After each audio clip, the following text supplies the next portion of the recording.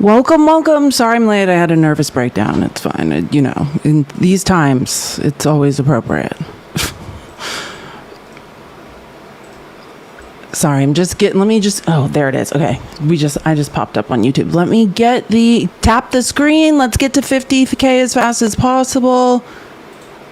Let me get us live on YouTube. Leah, Maxwell, Lahua. God, you guys make me feel so good. I don't know why it's like, whenever I feel like I can't do this anymore, and then I go online, I'm like, oh yeah, this is where I feel safe, which is scary. 1 second.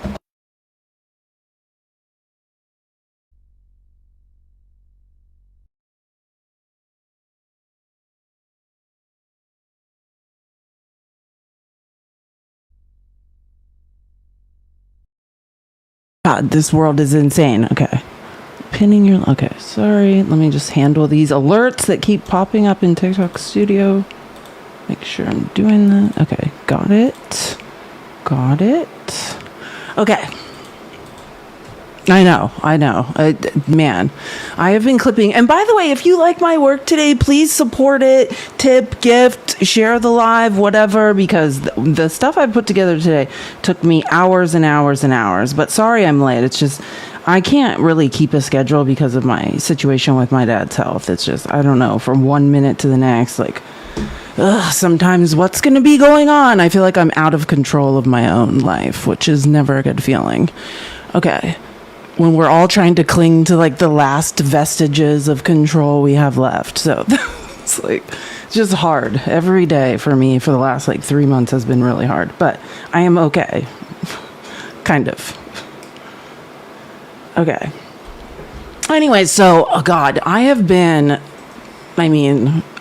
yesterday and today, all I've been doing is clipping these I don't know what even to call what Kosh Patel is up to. Like, I just want to point out something before we get to this. One thing I resent, like, Kosh Patel has for 2 days now been on Capitol Hill under oath, under threat of perjury, lying through his teeth, in my opinion, and this is just my opinion, and anybody who's ever had any experience with illicit substances, most likely on a cocktail of something, losing his mind and screaming at people insanely, right? And I can't help but notice when I'm constantly like on X, don't go on there, it's not good for your mental health, but when I'm on X, like, watching how the right presents these hearings and clips, it's, if a woman is questioning Kosh Patel, she's hysterical. This man is literally cracked out of his mind I'm not going to speculate on what, but out of his mind, screaming at people and lying, easily disprovable. From yesterday under oath in the Senate Judiciary to today under oath in the House Judiciary, has been caught perjuring himself multiple times. And if a woman is like, yeah, this is really, she's hysterical. I have watched a hysterical man who's incapable of leading the FBI for the last 48 hours, and for some reason, nobody's calling him. I love it. It's like Jayapal questions someone, she's hysterical. You've literally got a guy out of his mind, like one eye's looking here, one eye's looking there, hysterically yelling at everyone while calling women hysterical. MAGA men, the insecurity, and you're clinging to the patriarchy of like, if I just devalue women who I know are smarter than me by just calling them hysterical or saying they don't know what's going on, like, that'll make me feel, you're still dumb. I just need to say that. You guys are still dumb. You're still insecure. You're still factually wrong. You're still statistically wrong. You're mathematically wrong. You're just deeply insecure trying to say women are hysterical. You guys are in constant hysterics. I don't like to say that word because I know it comes from the Greek hysteria. That's a woman's uterus. It's a word to discredit women, hysteria. But if there were people who were hysterical, and basically it was this theory that women, who were being constantly terrorized, enslaved, and subjugated in the egg shit world, we were hysterical about it because our uteruses were floating around in our body. That's what the origin of the word hysteria. But I just find it hilarious that the only hysterical idiots, and that's what I consider if I had to define hysteria, it's like when your emotions, which or men in general seem to not understand, the most base emotion is anger. That's it. That's the only emotion you guys have, is delusional anger. And you guys just yell and scream, and you think, like yesterday, if you happen to catch my live with Dr. Danny, when whatever that guy's name was just, hey, if I don't stop screaming, if I never stop screaming, no one can prove me wrong. I'll just scream this entire time. I'll scream. And then these women are wrong. Just keep screaming, never stop screaming, and nobody can ever prove me wrong about anything. Like, you're still wrong. Factually, you're still dumb. You're still incorrect. You still can't read. You still can't do math. If you just keep screaming at people and not letting them talk, it doesn't make you right. It just makes you embarrassingly insecure. And I'm just saying that because I cannot believe the way that I've watched Kash Patel in actual hysterics. I hate that word, but I'm just saying it, for 48 hours under oath, literally eyes darting on God knows what, screaming at everybody who just is like, hey, like, just check, you lied under oath, like, just here to point that out. And he goes hysterical, and then it's like, this woman's hysterical for pointing out that he's a liar. Yeah, that's what's going on, MAGA. It's so embarrassing. I mean, I can't imagine what it must be like truly to be as insecure as men are. I cannot imagine what it must be like for you guys to just be like, I just gotta constantly accuse women of being hysterical and maybe they won't notice I'm a fucking insecure idiot. No, it's very clear. You reek of desperation, insecurity. You have no idea what's going on, but you've been told, like, I'm a leader, I'm a man, I need to lead, I know better than women. It's just, but you guys are all idiots, and that's the problem. You guys are all idiots. So if I ever get angry and raise my voice, it's my frustration with your idiocy. I just want to be clear. It's me saying, hey, I know what I'm talking about, and you don't. And I get tired of having to listen to men who are just like, by birthright, by the nature of me being born a white male, I get to scream random shit now. Oh my God, Kash Patel is a mess. If they don't fire, actually, I hope Trump doesn't fire him. I mean, he's the least qualified FBI director in the history of the FBI. He's running it into the ground. Yeah, don't fire him. Just keep it going. Why bother? Just another example of how Trump is an abject failure. I mean, Trump doesn't even know where he is right now. Trump is like riding in golden carriages in the UK, but that's another fucking story that is so annoying. I literally can't deal with it. Okay, sorry, that's my diatribe. I've been clipping it. But again, if you like my work, please tip me. You know the apps, they're in my bio, or also gift. Let's subscribe, whatever, because all of this work takes me a ton of time, and I appreciate the support. Wait, sorry. TikTok Studio is changing so much. Sorry, they're just telling me to repin things. Let me just handle these things TikTok Studio is directing me to do over and over. Okay. I need to turn off these alerts. This is getting weird. Oh, okay. Never mind. Okay, thank you so much. Let's keep tapping the screen. And so I want to get in. I at first was like, okay, I'm going to start with the Senate Judiciary hearing. But after I've watched this whole 48 hours unfold of absolute shit show, I think I'm going to start with this morning. You guys know how I feel about the gentleman from Maryland, the ranking member of the House Judiciary Committee, Jamie Raskin, who one day may sit on the Supreme Court if he in fact plays his cards right.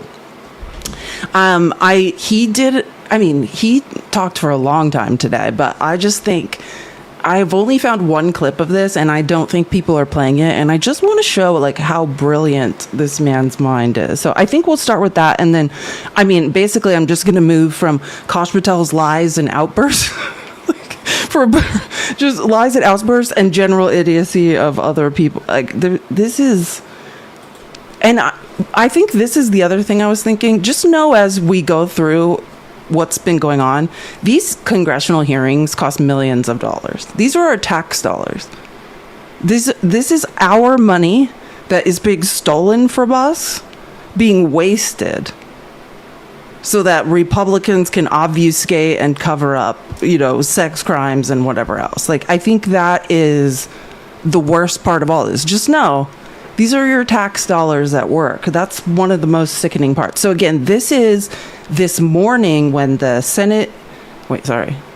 House Judiciary Committee opening, our ranking member, the highest ranking Democrat, is Jamie Raskin. He sits across Jim, I love to cover up SA of Ohio State wrestlers, Jordan, as the chair. And this was his opening statement.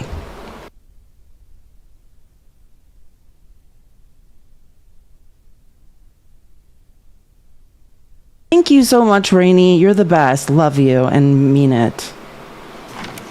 Thank you very much, Mr. Chairman, and welcome, Director Patel. You and I have not had the opportunity to meet, and alas, you failed to respond to the 8 oversight letters I've sent you over the last 7 months. If you know, and you guys know, I never miss a congressional hearing. Well, no, I have missed the ones I even watched Marjorie in that broom closet talking about baby child organs being stolen. But I mean, I've missed some, but the main ones I never miss. And that's J.B. Raskin just saying, you're about to get it from me. And what he's, you know what I mean? He's like, oh, alas, you've never had to listen to what I have to say to you. I was like, here it comes. Because Jamie Raskin's one of the foremost constitutional lawyers in this country, but also a historian. So I just love, because people should understand the history of the FBI. When that guy was yelling and refusing to let me speak, and I kept being like, look into the Georgia Bureau of Investigation, right? The FBI, the Georgia Bureau of Investigation, I mean, it was basically funded by white nationalists, white supremacists, right? For the purpose of doing a bunch of racist shit. So I just love the way he's like, let me take you on a journey of how dumb you are, Akash Patel. And then before I even start to humiliate you. So we do have a lot of questions piling up for you, but I want to start with a word of praise. The first FBI director was J. Edgar Hoover, who steadfastly refused to hire closet homosexual. If you didn't know, J. Edgar Hoover was a giant homosexual. I mean, just as I'm queer, I don't have a closet homo. Women, African Americans, and other minorities as agents. And although he was a closeted homosexual who lived in domestic partnership for decades with Clyde Tolson, he also participated in anti-gay crusades. He aggressively promoted what we would today call white Christian nationalism. And he would undoubtedly be turning over in his grave to see as one of his successors a first-generation Indian American and a proud Hindu. So I congratulate you on being a breakthrough in this sense and being a beneficiary of the civil rights movement that opened up the FBI and the federal workforce to lots of people who never would have been hired in its first decades. Welcome to DEI, bitch. That's he's like, you are affirmative action, you are DEI. He was just like, and you are a DEI hire. I just wanted to get that out of the way. I mean, J. Edgar Hoover did so many horrible things. I mean, he was I could go on and on about the horrors of J. Edgar Hoover, but I've not seen anyone clip this part of what Jamie Raskin was saying. Just you're a brown Indian Hindu sitting atop the FBI and trying to disparage DEI. That doesn't make no sense. I just love, Jamie Raskin is a poet. That's all I'll say. I read legal briefs he writes because I'm just the man is just a poet. Alas, you share J. Edgar Hoover's dangerous obsession with blind loyalty over professionalism and effective public policy. For Hoover, it was blind loyalty to him in keeping his secrets. For you, it's blind loyalty to Donald Trump in keeping his secrets. During your confirmation, it was widely noted on all sides that your primary qualification was your unwavering loyalty to Trump. Unlike other directors, you had no work experience at the FBI, but you had made over 1,000 media and political appearances in support of Trump's campaign. Your Senate confirmation vote was 51-49, the closest in history, with your opponents warning you were not qualified and had no interest in actually developing the qualifications for the job. I hoped that they were wrong. Alas, they were not. While most other new FBI directors drew on their experience as FBI agents, you didn't have that. But you did write a picture book trilogy for children ages 5 and up based on your experience. Before he goes into this part, which I'm thank you, because it's not that Kash Patel didn't try to fight several people in the Senate Judiciary when he was under oath. He did. He tried to fight like 4 or 5 people yesterday. I'm not saying I'm not going to show that, but I'm saying like what happens in the House a lot more is tell the story. Like, right, Jamie, take us on a journey. Explain how up this man is. And I just want to point out, if you've been watching the People's Receipts for a long time, there was a clip I played for a while when it became clear that they were going to force this confirmation of Kash Patel. And everyone's like, why do you keep playing this? It's super weird. It was Kash Patel catapulting watermelons with Democrats' like faces that had been, I don't even, like, what, like, fire branded into the watermelons, and having kids, like, using his enemies list.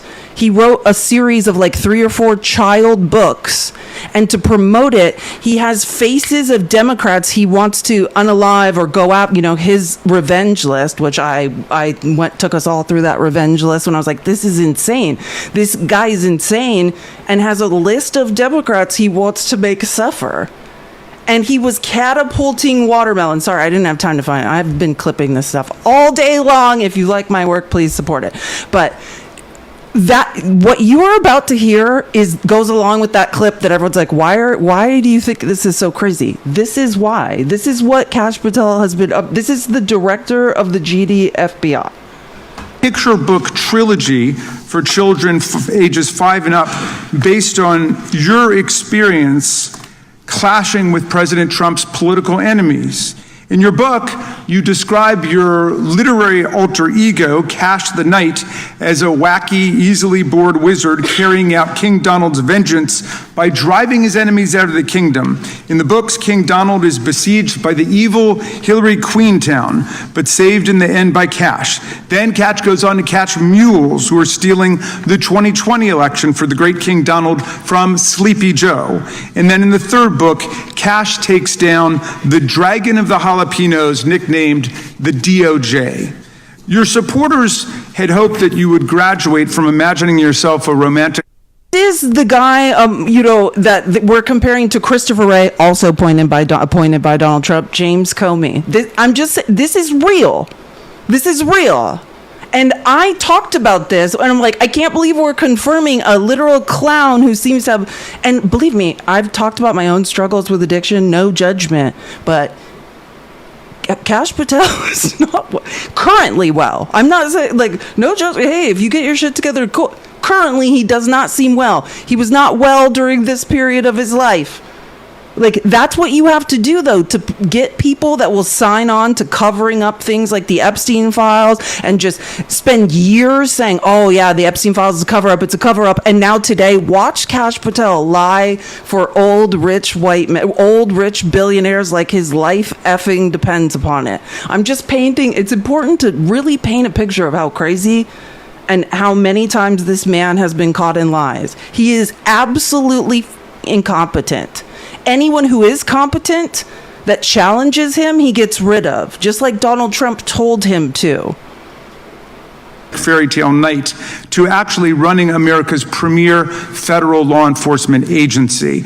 Alas, just as we've learned how dangerous it is to put a science-denying anti-vaxxer in charge of our public health, we've learned how dangerous it is to name as director of the FBI a man who thinks of himself as a fairy tale knight who keeps a fire-breathing dragon named DOJ at home to forcibly drive villains out of the kingdom. When Charlie Kirk was assassinated while his killer was still on the loose, you decided you didn't need to be at FBI headquarters in Washington to work with your team while the chaotic manhunt unfolded. You spent your evening dining in a swanky Midtown Manhattan restaurant and tweeting out false information that the subject of the shooting was in custody, a statement you had to retract 1 hour later. Your performance was so disturbing that even the MAGA base was alarmed. Culture warrior Christopher Rufo, who just a few months ago sat in your chair as a Republican witness, observed that you performed terribly, and he called for your ouster. The FBI might be able to survive your delusions of grandeur and the explosively volatile temper that was on display yesterday in the Senate. But the intractable problem is that you are running the FBI not as a law enforcement agency charged with keeping the American people safe, but as a political enforcement agency working directly for the president's vengeance campaign. 7 months in, it's impossible to overstate the destruction, chaos, and demoralization you've brought to the FBI and its workforce and the resulting danger your actions have caused to our country. You've been systematically purging the FBI of its most experienced and qualified agents, division leaders, and experts in counterterror, counterintelligence, and cybersecurity, precisely the people who have the expertise you lack, in which the FBI. That's the irony, right? MAGA, this is your dream. You cheered this on, and now your people like Charlie Kirk are being unalived, and these investigations are being fully botched. Like, I mean, and I'm not suggesting anyone like really follow, because again, like the primary source documents will eventually come out. This kid will eventually be tried, and we'll figure all of this out. But I mean, you know, like I've seen a lot of people trying to like on the left half report on what Candace Owens is saying. I know exactly what Candace Owens is talking about. I mean, if you think that kid that flied the drone in Butler, Pennsylvania, that didn't make the rifle team and missed that shot, like, I mean, what the FBI has done now is 1,000 times worse than anything Christopher Wray did or didn't do during the Butler, Pennsylvania thing. I mean, this is an absolute shit show from beginning to end, starting with him firing the head of the FBI in Salt Lake City weeks before this happened, putting that office in complete disarray. Like, I mean, at every level, just the way when Joe Biden happened to be the president, you said this was Joe Biden's fault. If you can follow your own line of logic, MAGA, which you can't follow, if your life depended upon it, you could not follow a line of logic. We are sure of that at this point. But if you could, you would get the point that this is not, like, I mean, there's, oh my gosh, I won an appeal. Sorry, I didn't want to tell you guys. I got like 5 violations when I started this live, and I don't know why. But I won the appeal. Yeah, like I literally started this live, and like in the course, I've been live for 23 minutes. I think I had 4 violations. So, yay, I won. And for that same thing. I don't know. Whatever. Anyways, I guess our live is not restricted anymore. Cool. But anyways, I mean, this man is completely incompetent. Trump has gutted the FBI, the ATF, the local police force. He has purposely said, I don't want anyone who knows what they're doing, who will question me about the Constitution, about legality, about the actual law. You know, I just want dumbass yes men who are hanging out with Mel Gibson when the night flying around in private jets. FBI in the country need. They've been expelled from the ranks of the Bureau simply because they did their duty investigating crimes, including those committed by the mob that attacked the Capitol on January 6, 2021, and beat the hell out of more than 140 police officers, or simply because you suspected them of being insufficiently loyal to Donald Trump. You illegally sacked Brian Driscoll, the former acting director of the Bureau, and a decorated counterterrorism expert who worked at the FBI. I've just started to dig into the court, you know, me and primary source documents. It's like my food. I just started looking at this lawsuit. Brian Driscoll is going to bury, I mean, but again, you know, what saddens me about that is understand when someone sues the United States of America and has a great case, who pays for that?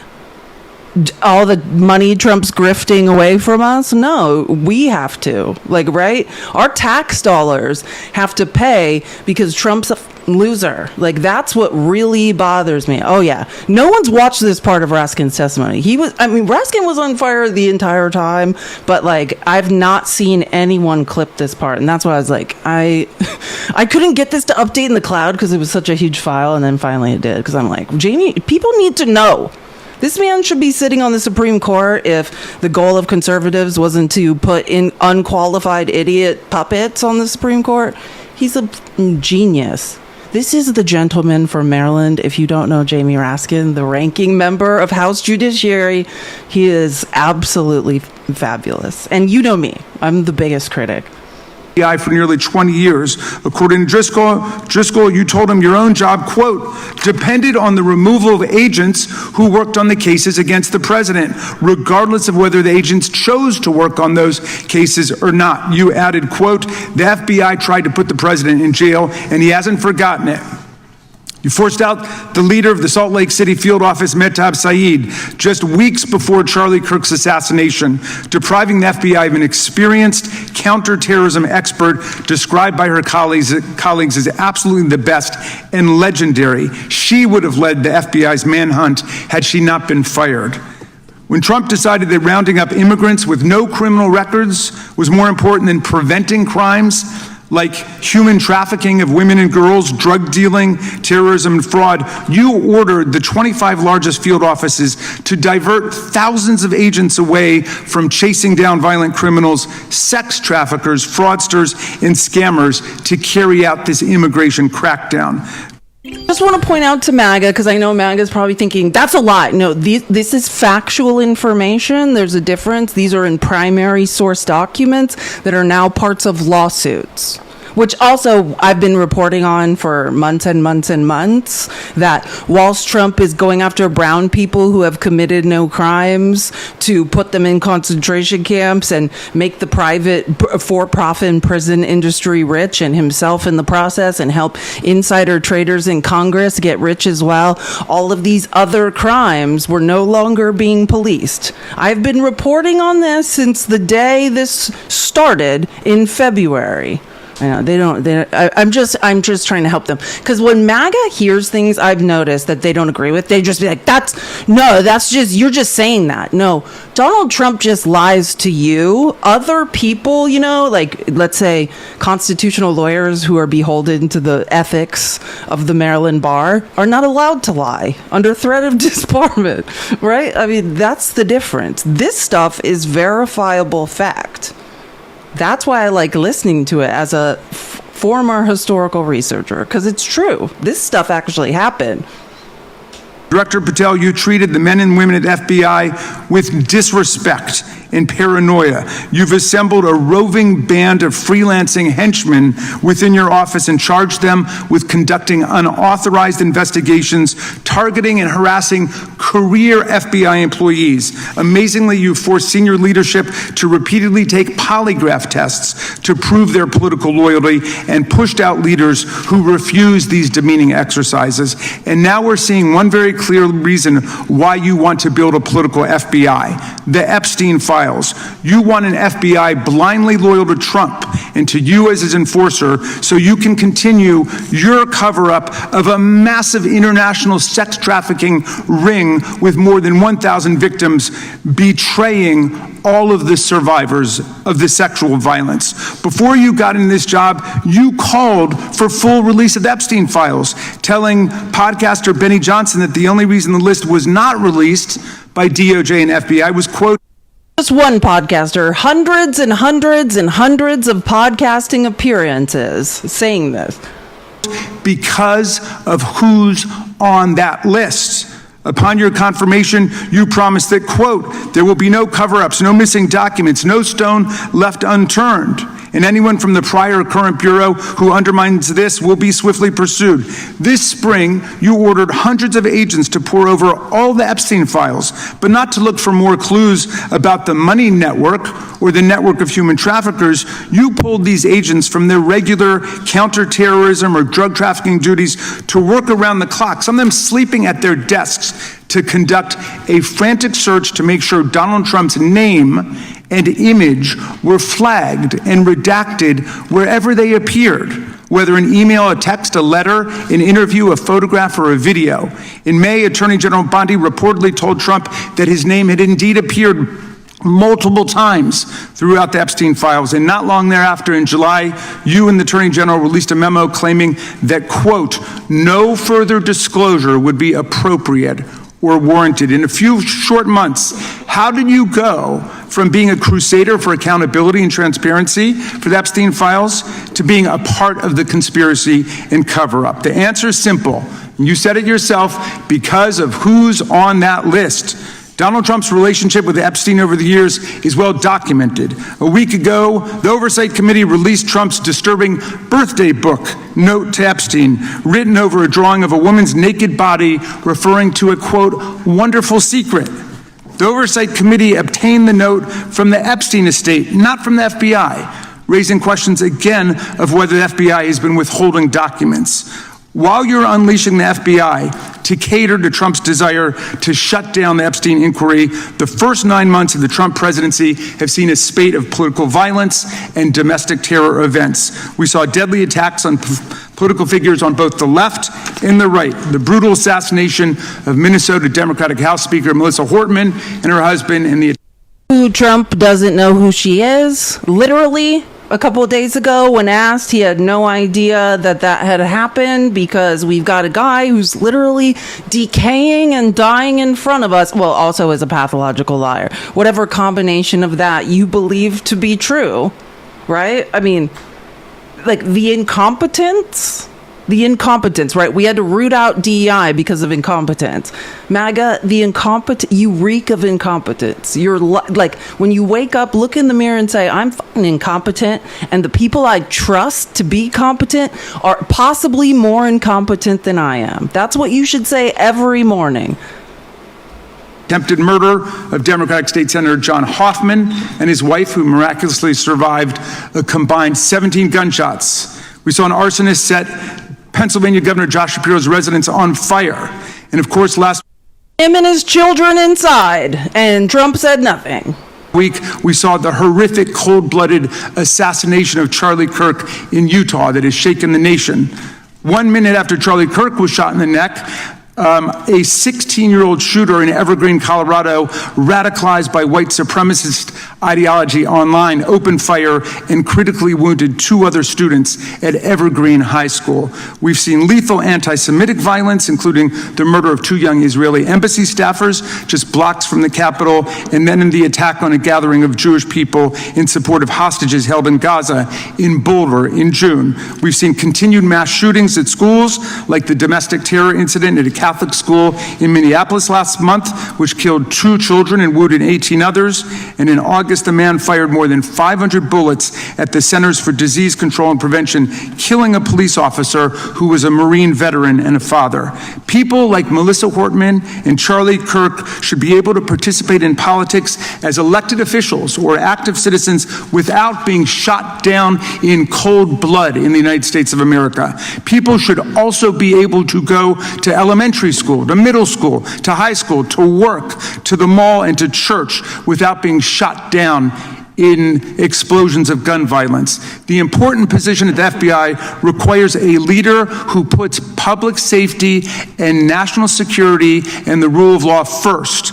I'm afraid, Director Patel, you've given us reason to believe you've used the powers of the FBI to serve Donald Trump and his agenda of partisan retribution. You've broken your promise not to do that. You've betrayed Jeffrey Epstein's victims and survivors. You've turned your back on the career law enforcement officers of the FBI, and as a result, you've left all of us less safe than before. Mr. Chairman, I yield back. If you found that strangely attractive and stimulating, you might be a sapiosexual. That's all I'm saying. Like, when you look at my profile and it says I'm queer, all I'm saying is, like, hey, I'm just attracted to people's brains. If you found that weirdly stimulating, like, that's how someone whose brain actually works, who's able to do research, bring facts, understands the law, is not a weird, aging, elderly, insecure narcissist who says men shouldn't wear makeup but has a full face of makeup. Full body of makeup. I can't go with full face anymore because now he has to rub it all over his decaying body, his limbs and body parts. That is what you call being proficient at a job. That is who the Democrats have as their ranking member. You have Jim Jordan, a guy who has been proven, and I suggest, MAGA, if you have any access, if you have your extra coin and have access to HBO Max, watch Surviving Ohio State.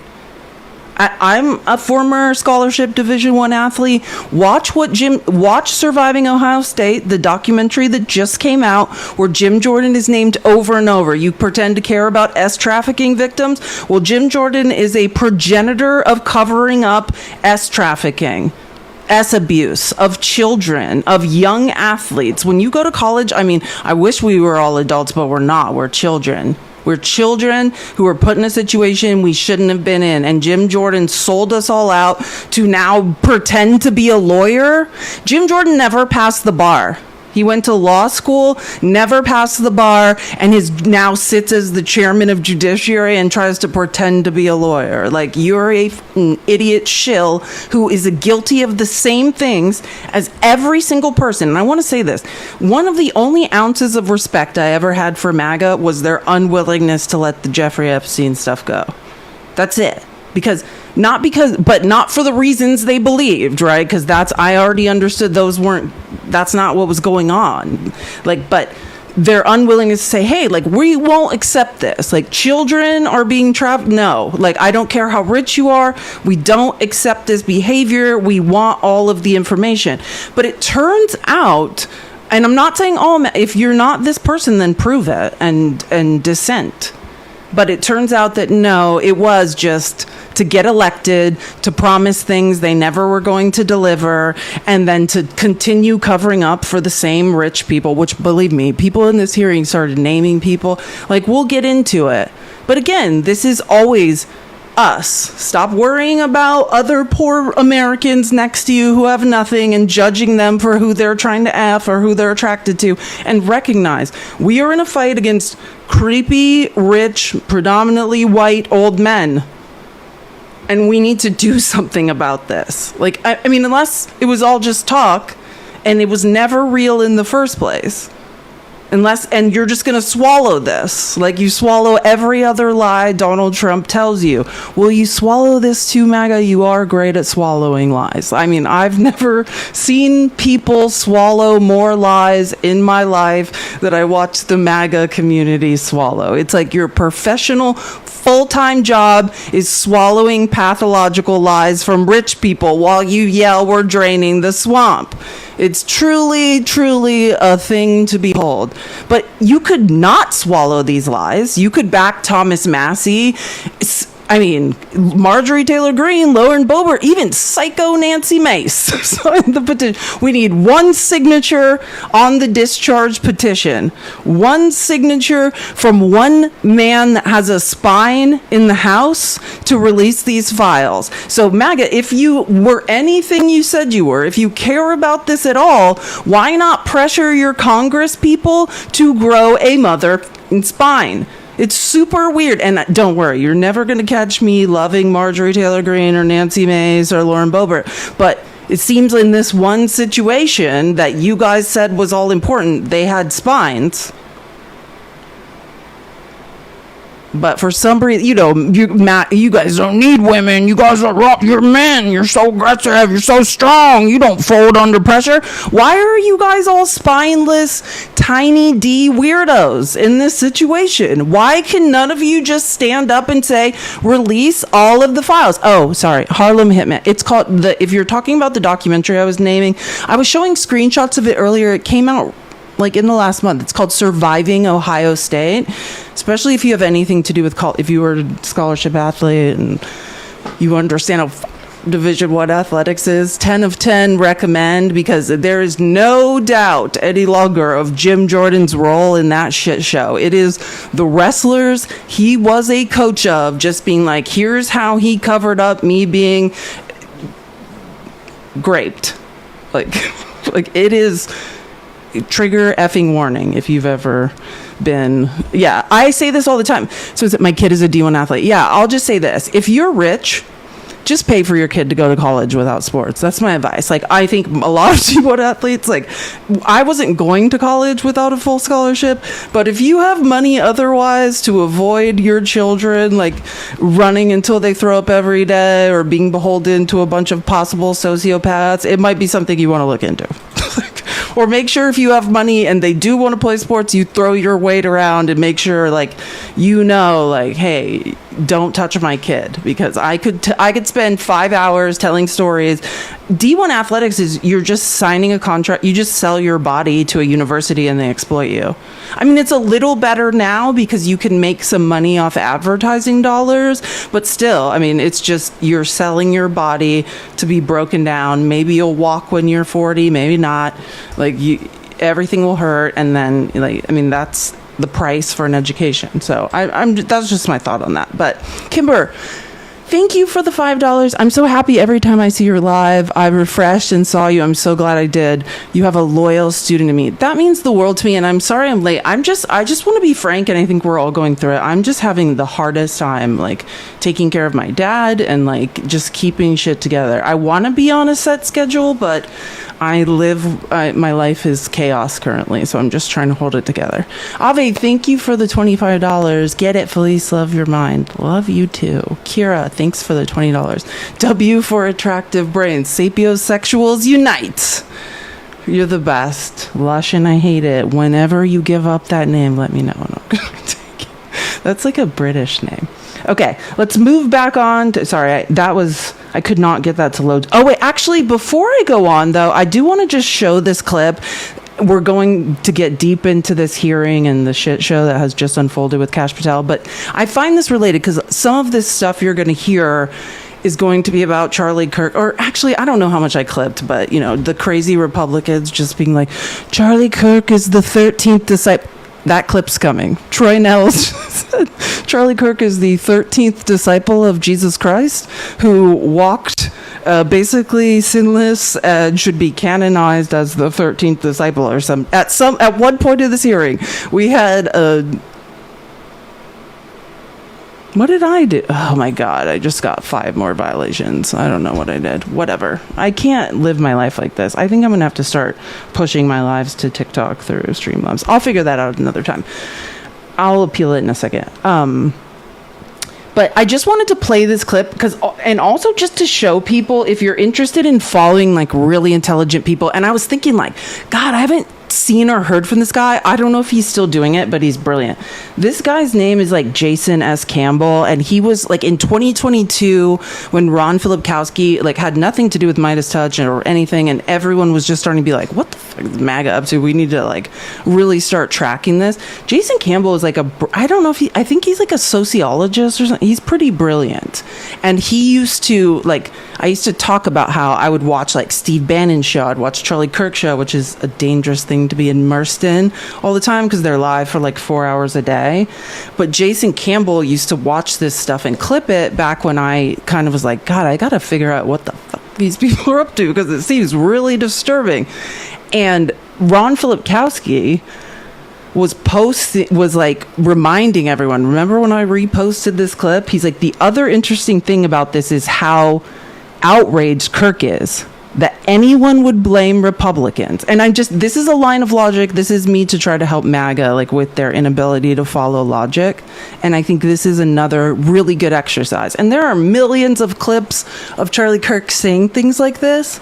But I just want to get the point of, hey, like, and this is just my personal opinion, like, the way someone lived, like, just keep that same energy, right? Not to say, no, nobody should unalive anyone. No one's life should be taken from them unnecessarily, suddenly. That is wrong. That is a violation. There needs to be a trial. Someone needs to pay for that legally, right? But I just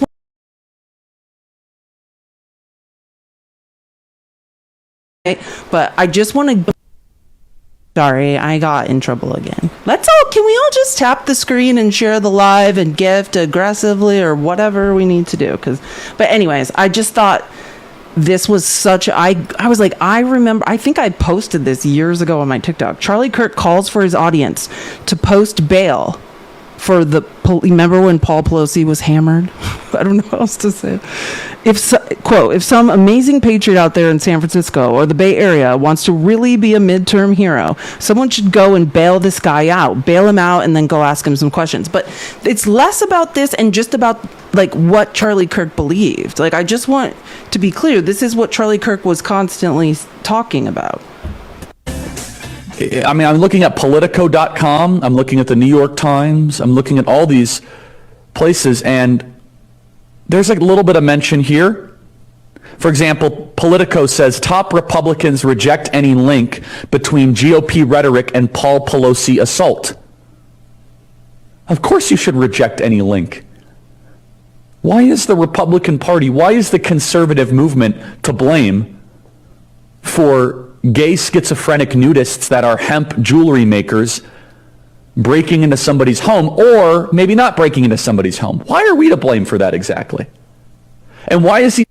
If MAGA, any of you are listening and you can't figure out the line of logic, what he's saying is, hey, regardless of the actual facts, which was like Paul Pelosi's attacker was motivated by far right-wing ideology, he confirmed it was in his writings, I'm going to just say that's not true and everyone should believe, that's what he's saying. He's like, Republicans should never be blamed. This is the exact situation that we are now facing with Charlie Kirk. All I'm asking you is, Charlie Kirk loved to debate. He loved lines of logic. He's like, this is the answer. We'll just debate and be reasonable. That's what it is. Still in jail. Why has he not been bailed out? By the way, if some amazing patriot out there in San Francisco or the Bay Area wants to really be a midterm hero, someone should go and bail this guy out. I bet his bail's like $30,000 or $40,000. Bail him out and then go ask him some questions. I wonder what his bail is. They're going after him with attempted murder, political assassination, all this sort of stuff. I'm not qualifying it. I think it's awful. It's not right. But why is it that in Chicago... I agree. Totally agree. I mean, not qualifying it either. But do you see what I'm saying? Like, and I just am saying this because I want you to understand there are thousands of hours of footage like this of Charlie Kirk, and just because you weren't a person like me who spent 2 years watching his show and you don't understand how bad it really was, doesn't mean it doesn't all exist out there. And this is just another, I'm just telling you, this was Charlie Kirk's line of logic when political violence happened. Hey, don't blame conservatives, even though the guy was spewing conservative rhetoric and said he had been told to do this by, whoever in the conservative party. No, it's not their fault that someone's crazy. Like that, I mean, I'm just trying to paint the picture of, like, I'm not sure what you want to be different here. It's just strange. You need a friend who... Wait, hold on. Sorry. I just need to look at something in the chat. Keep tapping the screen. Let's get to 200K as fast as possible. Anyways, whatever. Okay. I just wanted to show that because I was thinking, like, whilst we go through this hearing, you're going to hear crazy people saying things about it. And it's just, none of it makes sense. None of it tracks. Like, that was his, and I get it. I mean, I hope I don't know. I mean, I don't know. Actually, I'm not going to speculate. I have no idea how much Charlie Kirk meant that stuff or if he ever thought it would apply so handily to him. I have no idea, but I just think it's a little bit ironic at this point. Sorry. And before we also continue, I just want to point this out. If you haven't seen this Trump birthday letter, the 2003 birthday book also includes a letter that references Trump with a crude joke, a woman, another Epstein associate. There's many more unbelievably horrific things in this book, by the way, that I would encourage people to research. There must be more to life than having everything. Donald, yes, there is, but I won't tell you what it is. Jeffrey, nor will I, since I know what it is. Donald, we have things in common, Jeffrey. Jeffrey, yes, we do, come to think of it. Donald, enigmas never age. Have you noticed that? As a matter of fact, it was clear to me the last time I saw you. Donald, a pal is wonderful. Happy birthday, and may every day be another wonderful secret. So, I mean, just to point that out, because this is going to be brought up over and over as we go through this horrifying, absolute shit show. Just thought it was necessary to just point out that he said this stuff. And also, which we'll get to, Jared, if Trump's trying to deny that's his signature, this came from the Epstein estate. Yeah, sue him. That's the key. You're saying they made all this up and you didn't do it? Sue him.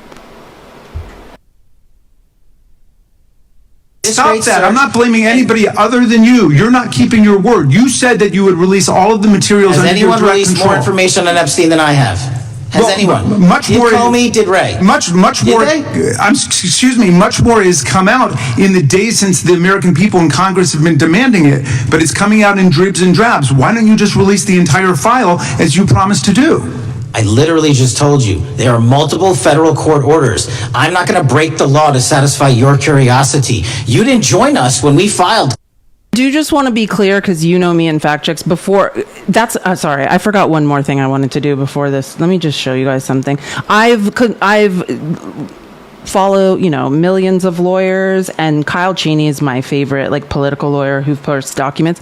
Everything Kash Patel is saying about this is a lie. I just want to show the actual documents that confirm that, but Kash Patel is suggesting, and he has been yesterday and today over and over, that the court orders denying the release of Epstein grand jury materials is somehow tying his hands on releasing documents in the custody of the FBI. The court made clear that the FBI, DOJ can release their own files, which is written here. It says recent court orders related to a few dozen pages of grand jury material are preventing him from releasing the FBI files. That is not true, which you can find. Kyle Cheney's amazing. He's the chief legal correspondent for Politico. You can follow him. He has links to all the primary source documents stating absolutely not.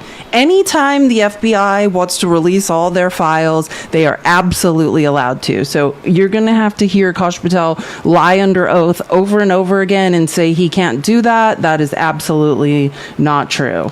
Because the lies from him are never ending. So I was spending a lot of time fact checking and just confirming, is this guy just making this shit up? And as usual, yes, he absolutely is just lying under oath, under threat of perjury, which, will anything ever happen to him? Who fucking knows? Probably not.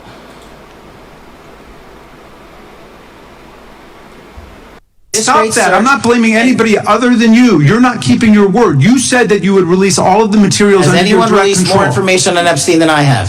Has anyone? Much did more. Comey, did Ray? Much Did more. they? Excuse me. Much more has come out in the days since the American people in Congress have been demanding it, but it's coming out in dribs and drabs. Why don't you just release the entire file as you promised to do? I literally just told you, there are multiple federal court orders. I'm not going to break the law to satisfy your curiosity. You didn't join us when we filed court to release the court orders. You could have. You have lawyers. You could have shown up. You didn't do that. That's a tiny fraction of the material we're That talking is about. not. It is a tiny fraction. How do you know that? Have you seen everything? It's all misdirection. How do you know Time that? of the gentleman has expired. The gentleman from California is recognized. Well, thank you. Stop that. I'm not blaming anybody other than you. You're not keeping your word. You said that you would release all of the materials Has under your anyone direct released control. more information on Epstein than I have? Has anyone? Much did more. Comey, did Ray? Much Did more. they? Excuse me. Much more has come out in the days since the American people in Congress have been demanding it, but it's coming out in dribs and drabs. Why don't you just release the entire file as you?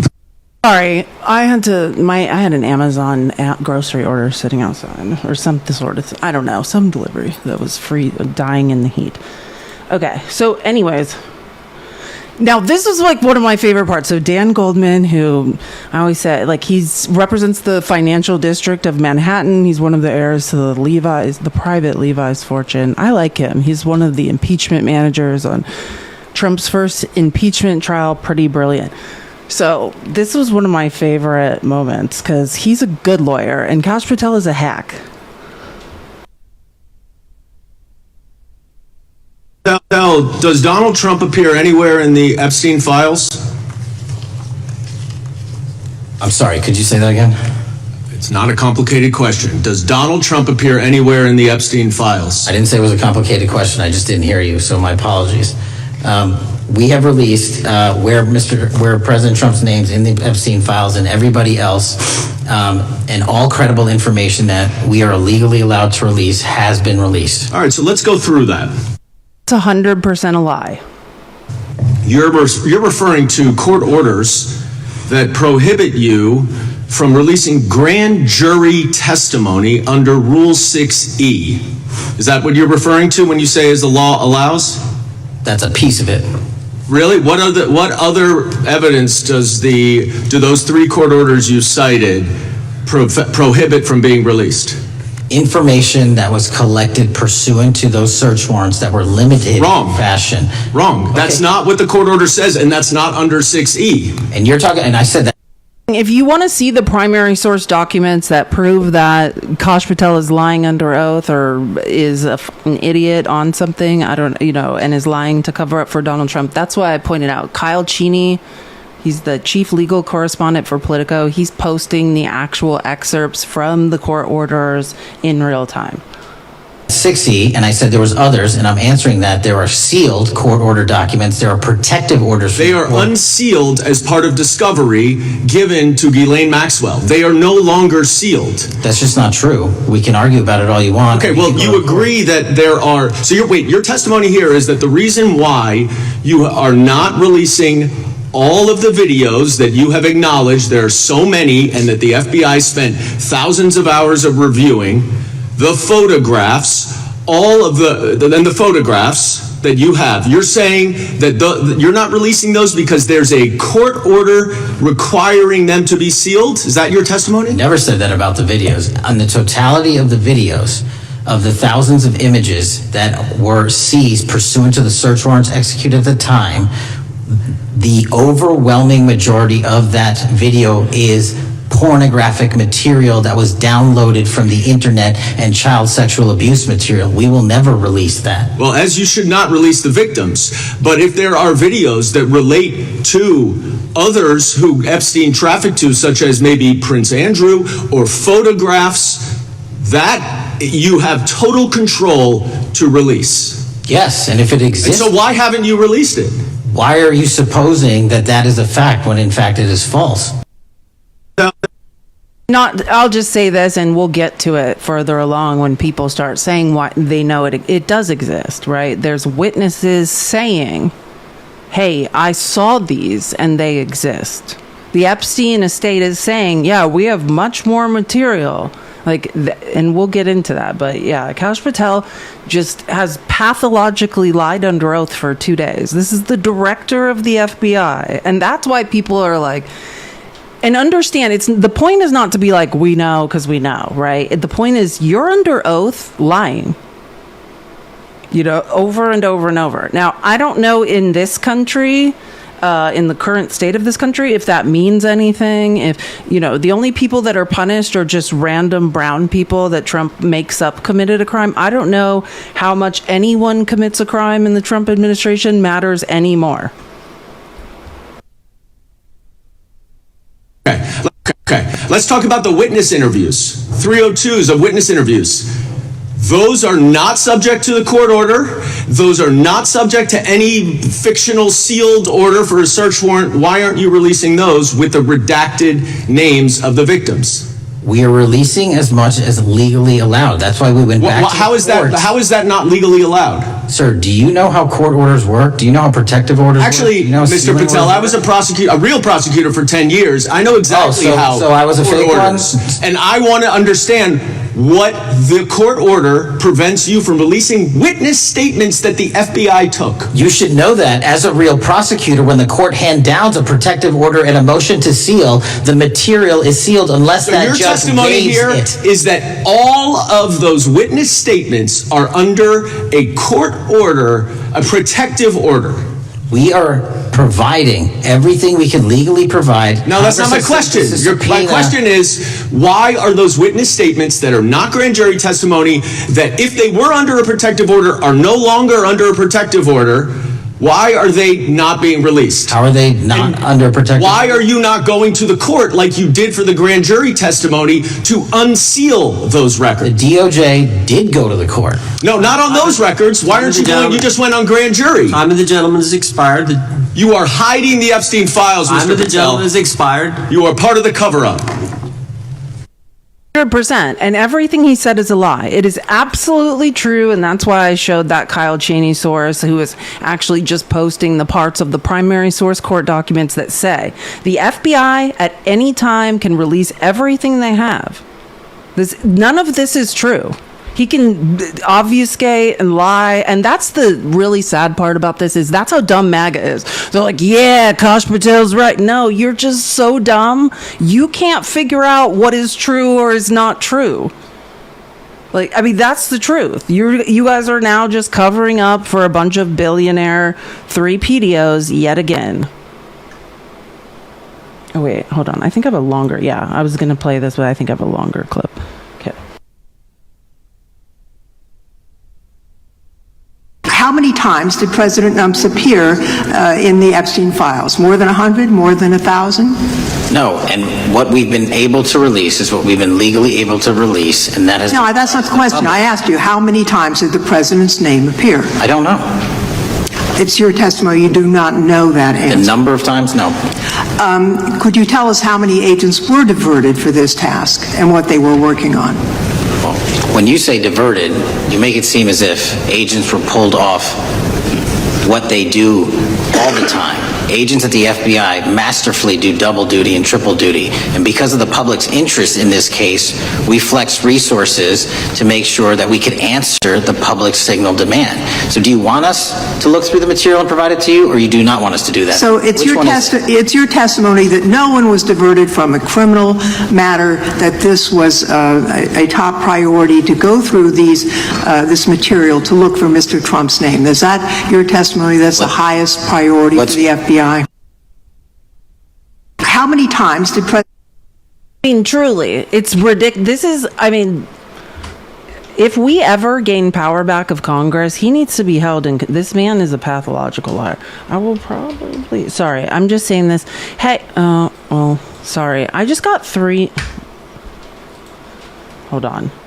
I'm just appealing violations I got. Let's all tap the screen, share the live, constantly gift, whatever, because apparently now that TikTok is being bought by conservatives, me just having educational content and showing what's going on Capitol Hill every day is now some sort of crime. I know, it's ridiculous. I need to probably push my lives from like Streamlabs or from somewhere else from now on. But yeah, like, it's unbelievable. I just appealed like 3 more. I don't know how that will end up, but whatever. I mean, hold on. I'm just gonna.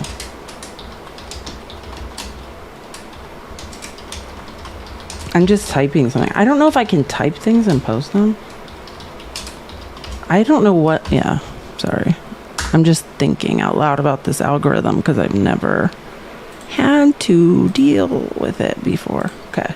Anyways, okay. So this part, Jamie Raskin starts showing Kash Patel actual videos, right, about different things and being like, well, what about this? Which was fascinating to watch.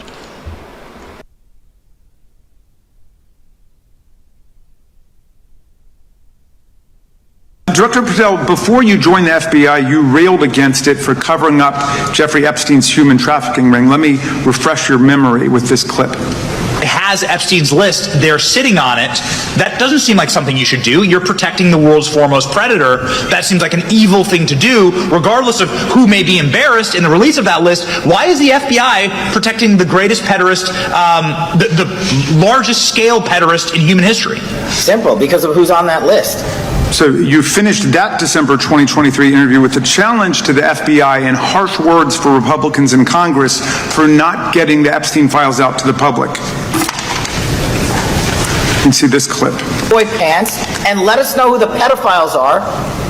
Put on your big boy pants and let us know who the pedophiles are, you said. You emphasized that the president and FBI director each had complete authority to release Epstein's client list.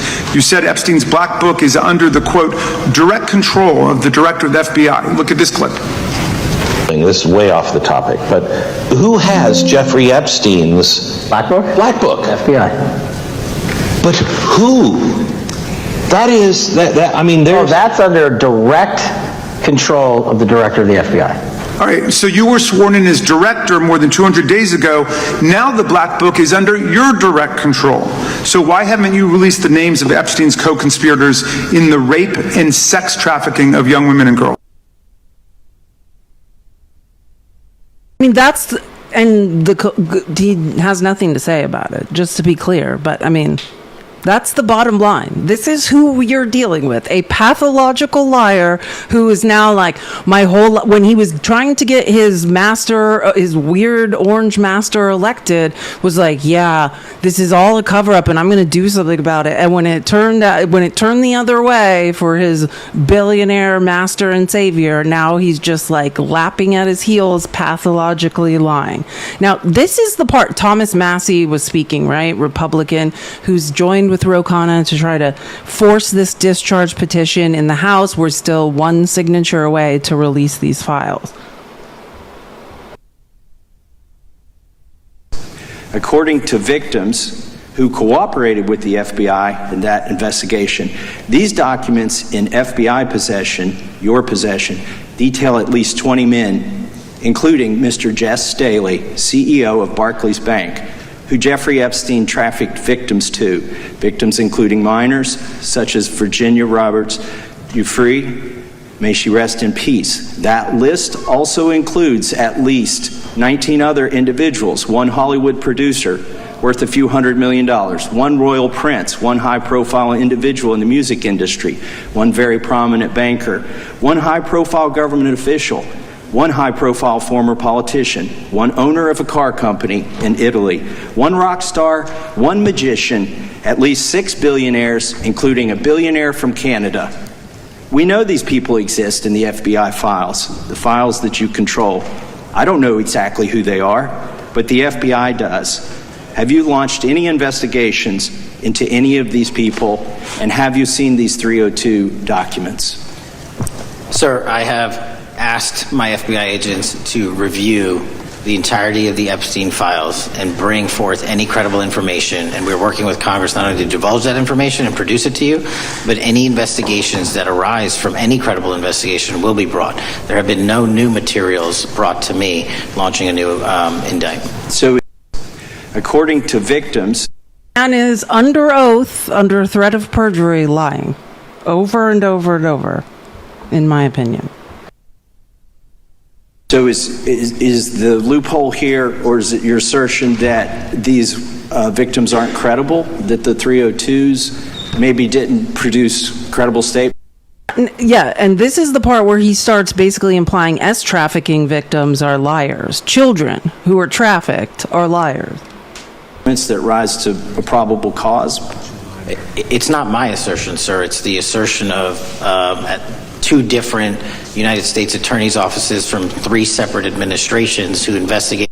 This is the man in charge of the FBI. Christopher Wray was appointed by Donald Trump. Now Kash Patel is. You're in charge of the FBI, which is allegedly prior to the fascist takeover of our government. Again, fascist is not a derogatory word. It has a definition. There are 14 points of fascism. If you don't like that word, I would invite you to recognize what the definition is and figure out if that may be what's going on in America. Like, don't hate me for being able to correctly identify a political ideology that is occurring. Anyways, but I mean, that's essentially what this man is now saying. The FBI, prior to the fascist takeover of this country, was completely independent of the executive branch. It was not a position that sat in the cabinet and answered to some creepy old man who's decaying while we all watch and trying to paint himself with weird makeup while saying men shouldn't wear makeup. It was supposed to be independent. And he spent all of this time saying, when I get in power, here's what I'm going to do. It's an independent position. I'm going to do it. And now all of a sudden, he's a lapdog for the rich, just like the rest of them. Those same materials in lifetime. Are the 302 documents in the FBI's possession? They reviewed all that, yes, sir. And so have you reviewed those 302 documents where the victims name the people who victimized them? If I personally know, but the FBI has. So how can you sit here and in front of the Senate and say there are no names? I said I named one today. I said we are not in the practice at the Department of Justice and FBI of releasing victims' names. That is not what we do. We are also not in the habit of releasing incredible information. That's not what we do. But multiple authorities have looked at the entirety of what we have. Okay, I got to move. again, his first story was that all of these witness statements, these 302s, were under court order. He couldn't release them. I've already showed you the court order evidence that is, in fact, a mother effing lie, and he can release any of the Epstein files the FBI holds anytime he wants. Now his situation is that the children who were trafficked are no longer credible. But the whole story the whole time is, let's just figure out, let's let the people figure out. Like, which one, I mean, none of this makes any sense other than if you have $1 billion in this country, you can abuse, you can do anything you want. I talked about the 216 corporations who've gotten off with horrific crimes, polluting, unalive, giving people cancer through pollutants, that somehow all of their crimes have been forgiven. If you have money in this country, you're not a criminal. If you have too much melanin and you're poor, then at any moment you can be euthanized, apparently now, for being unhoused, because that's gross. I mean, this is what oligarchy is. Rich people are above the law and can terrorize and abuse as much as they want, steal, lie, cheat, hurt children. And if you lack resources, then you're guilty. You're disgusting, and you're guilty of just not having enough. I got to move on here. Were you present when the AG had the White House event when she released the binders to the social media influencers? I was, yes. So if you're willing to meet with social media influencers who stood to benefit from the sensational and sad stories of these victims, will you meet with the victims as well? The FBI will meet with anyone who has new information. Will you personally meet with them? The FBI and the professionals who are handling the cases will. Of course he won't. He doesn't give a either will Trump. This is where it gets real gross. Director Patel, I watched some of your Senate hearing yesterday when Senator Kennedy asked you've seen most of the files, who, if anyone, did Epstein traffic these women to besides himself?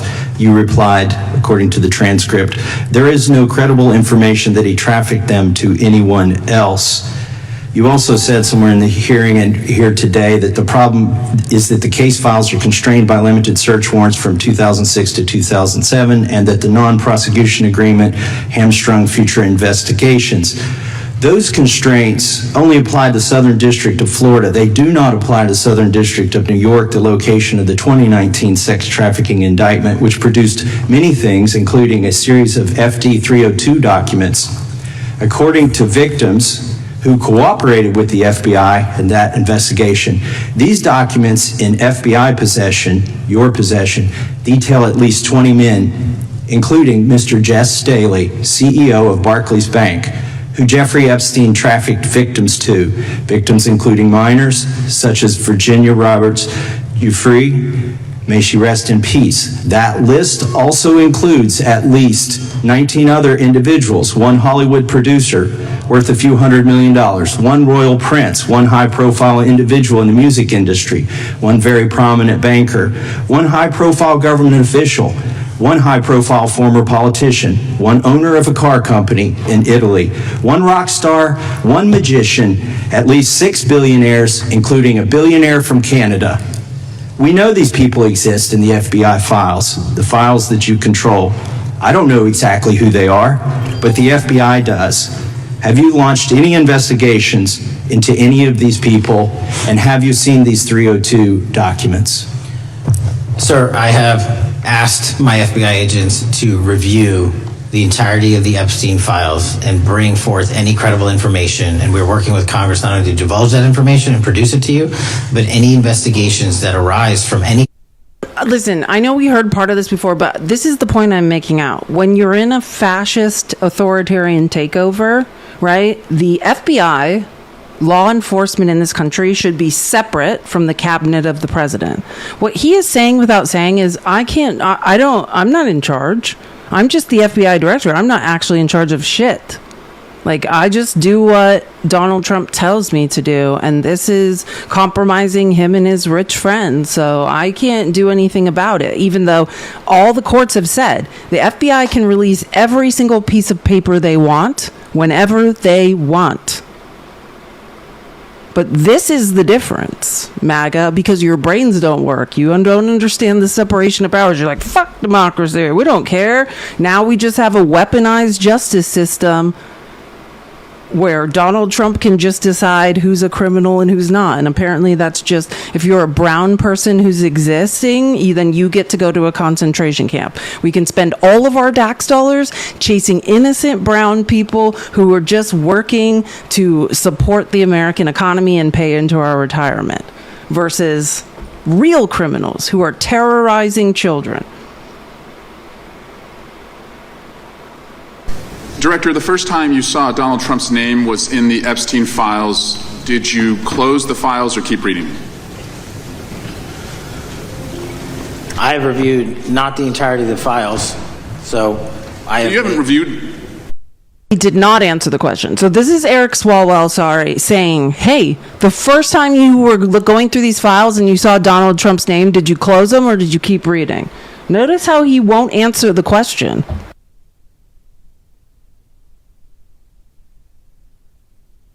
Director, the first time you saw Donald Trump's name was in the Epstein files. Did you close the files or keep reading? I have reviewed not the entirety of the files, so I have... You haven't reviewed all of the Epstein... Job, MAGA, hiring the least qualified FBI director who cannot speak English. I mean, you guys don't know what pronouns are. This guy doesn't use articles, literally cannot form a sentence. He's so effed up. It's just like, are not files, read. Files? Personally, no. You're the director of the FBI. This is the largest sex trafficking case the FBI has ever been a part of. Buck stops at the top, and your testimony today is you have not reviewed all the files. What I've been doing is been busy providing the safest country this country has seen in modern U.S. history in historic speed, because the men and women of the FBI are given the resources to reduce the homicide rate, to reduce the drug trafficking rate, to reduce the amount of children that are being trafficked, and the number of... It sounds like those children being trafficked appreciate the director review. He is stuttering, but I just want to say, and hopefully, depending on how many of these unbelievably egregious lies of Kash Patel's in the last 48 hours we get through today, I'll show you what he was saying. Like, and this is fascinating, because this is how dumb this is just another, no offense, MAGA, but you guys are dumb as shit. Like, there's no way to help you. Kash Patel's primary defense, which he's trying to avoid, like, he's edging on it again, but I think people were like, shut up and stop saying that. When he was trying to combat everyone being like, what the are you talking about, in the Senate Judiciary yesterday, what he started yelling was the truth. We have the lowest crime rates in major cities of the U.S. in history. We have the lowest crime rates in the United States in history. And then he tried to take credit for it, which he should fucking not. But, and don't worry, I have this all on tape. But that's what he's trying to do. But they're like, hey, like, Trump has been pathologically lying about all this so he can spend $1 million a day, $2.5 million in LA, deploying the National Guard under the pretense of nothing. No, but understand what I'm saying. In his own defense, Kash Patel started telling the truth in the Senate about Trump's lies about crime. He's like, no, crime is the lowest it's ever been in this country. No thanks to Kash Patel, right? No thanks to the FBI. It has to do with the economy and what Joe Biden did, right? Crime has been on a down spiral. And trust me, as the economy tanks, I was just reading a report that credit scores have never gone lower at a higher rate in history as they have now. Like, and when poverty increases, crime will go back up, right? What drives crime down is a flourishing economy, right? And in his own defense of the Senate Judiciary, which I'll get to, I'll show you some clips, but he started being like, yeah, crime, there's no crime in this country, you're welcome. Like, and they're like, oh, now there's no crime. Someone should tell the pathological weird guy that says men shouldn't wear makeup, that's painting his whole body with makeup every day, that there's no crime in this country. I mean, those of us who can read and do math know that crime is at an all-time low, but MAGA doesn't. MAGA doesn't know. Someone should help them. Thank you so much. Love you, Joby, for the $50. Thank you for all the work you do for today's information session. We all become smarter and more informed every time we watch the People's Receipts. You're the best. That means a lot to me. Thanks, Kimber. You should have 1,000 people in here. Fuck misogyny. You're a queen. I know. Amen to that too. Like, but honestly, that's the other thing. Like, misogyny around like female creators on the internet. That actually has to a lot come from, you know, the primary people that support people on TikTok are women too. Like, we have to unpack our own. We have to deconstruct misogyny. But I generally agree. Like, women are talking people like, oh, that's just a woman with a tiny brain. Yeah, I do agree that is an ongoing problem. Okay, so again, we're back to Eric Swalwell, which I'll show you some stuff in the Senate Judiciary. The 5 or 6 fights Kash Patel tried to have with old elderly people in the Senate Judiciary yesterday was something for the ages. It's like, you're going to fight a man who's probably has a diaper on? This is going to be weird. But anyways, this is again Eric Swalwell, who I love, another qualified former prosecutor embarrassing Kash Patel in his own lies. I appreciate the director reviewing the files. You said you don't know the number of times Trump's name appears in the files, so it could at least be 1,000 times. Is that right?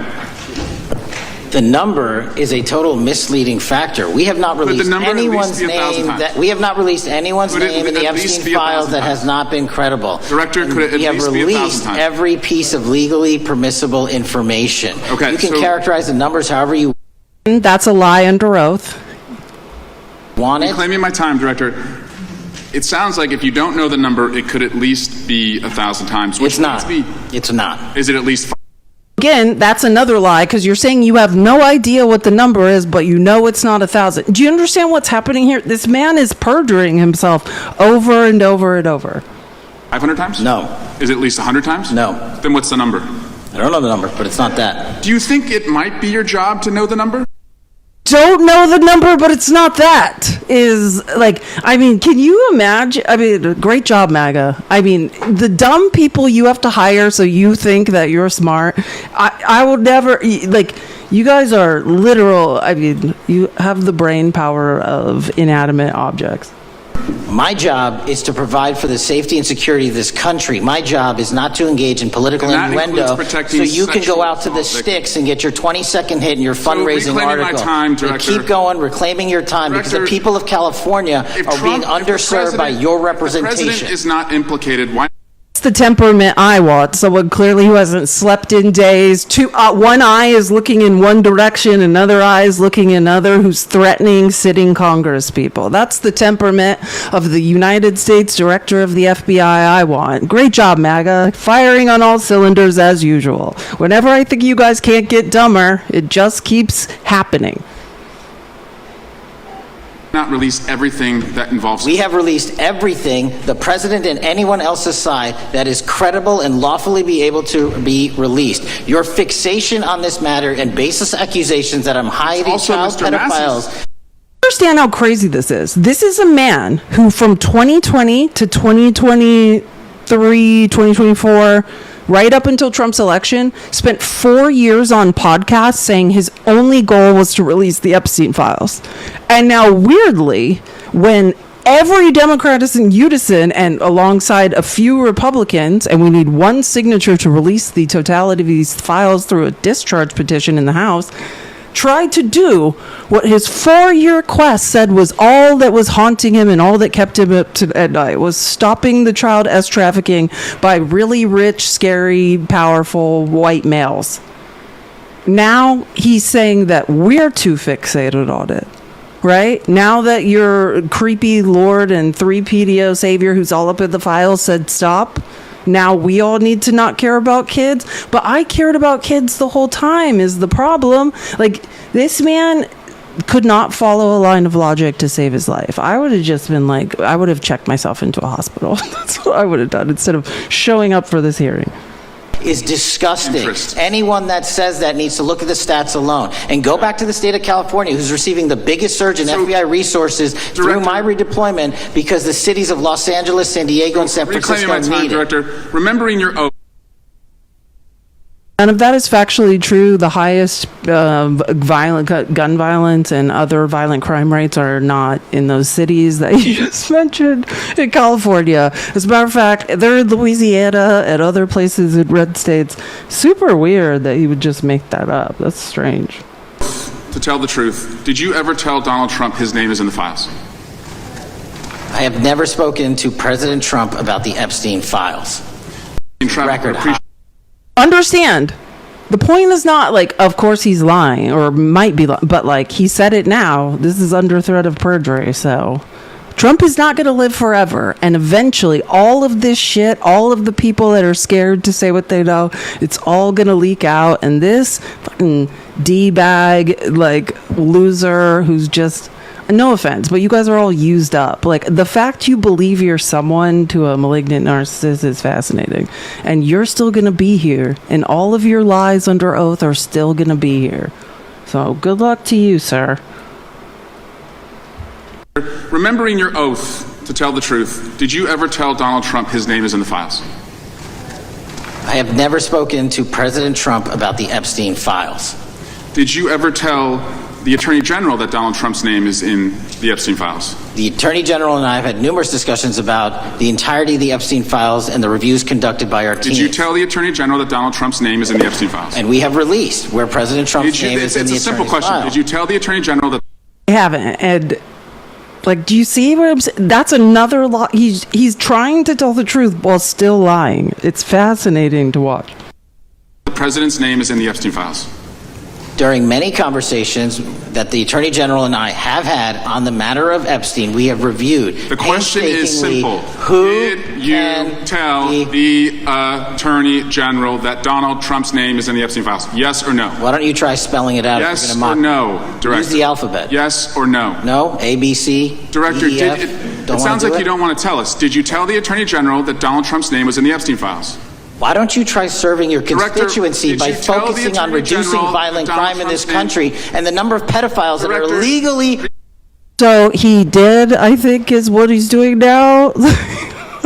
I definitely think he did. I mean, why stop lying under oath now? You've already, like, the whole point of he was under oath in the Senate Judiciary and lied over and over. And the majority of this, like, 5-6 hour hearing was people being like, hey, I'm just here to point out that you lied under oath yesterday. Like, you've already been caught perjuring yourself. Like, from one day to the next, he's been caught perjuring himself over and over and over. So it's, like, fascinating, though, that he won't just be like, shit, I should probably just stop lying. Like, harbored in your sanctuary cities in California. I'll work with you on that. Regular order, Mr. Chairman. I'm the lawless gentleman from California. Did you tell the Attorney General that Donald Trump's name is in the Epstein files? The question has been asked and answered. You've not answered it, and we will take your evasiveness as a consciousness of guilt. Director. Facts, and that's how the actual law works. Great job. Great job, weirdo. Great job doing nothing for yourself or anyone else.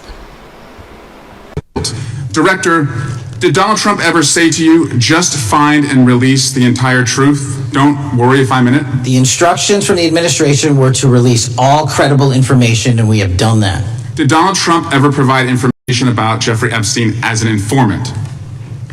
Donald Trump has not been, and I can only speak for the FBI, an informant of the FBI. So, Director, you played this cute shell game where you say you can't release everything because the court has said that it legally is not allowed to be released, but the court calls bullshit. Judge Richard Berman said that when you went to the court, quote, information contained in the Epstein grand jury transcripts pales in comparison to Epstein investigation information and materials in the hands of the Department of Justice.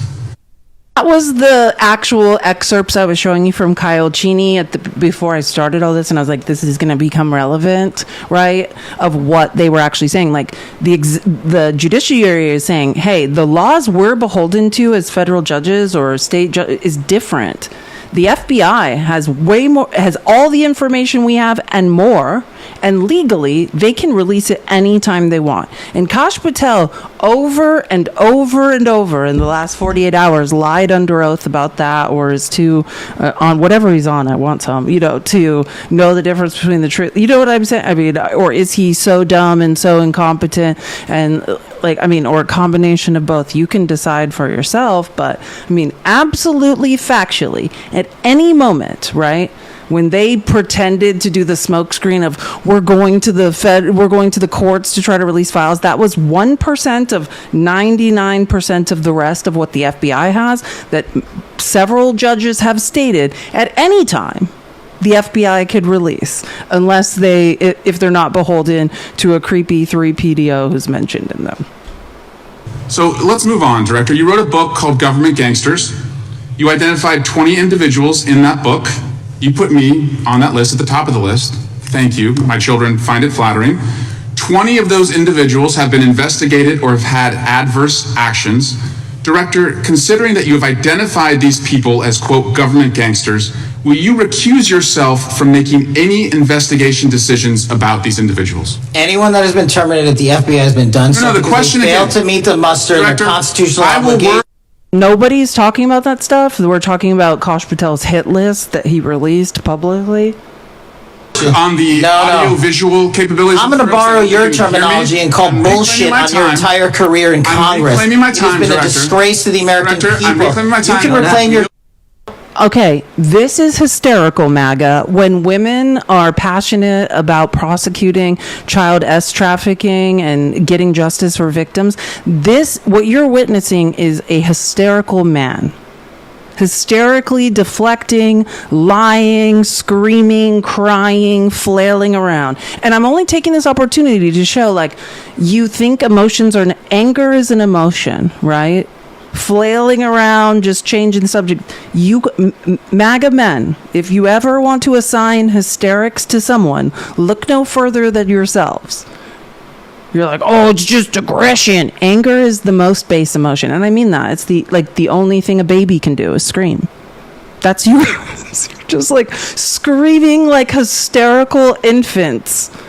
You're like, yeah, that makes me a man. No, that makes you a tiny little insecure infant screaming hysterically because you don't like what the truth is. But again, like, hey, this is your small d leader of the FBI. Time all you want. Mr. Chairman, you're going to allow a witness to speak this way? Mr. Chairman, would you recuse yourself, Director? The gentleman has no time. Mr. Chairman, would you admonish the witness not to insult members? The gentleman has no time. Mr. Chairman, just committee will remember. Quick point of order.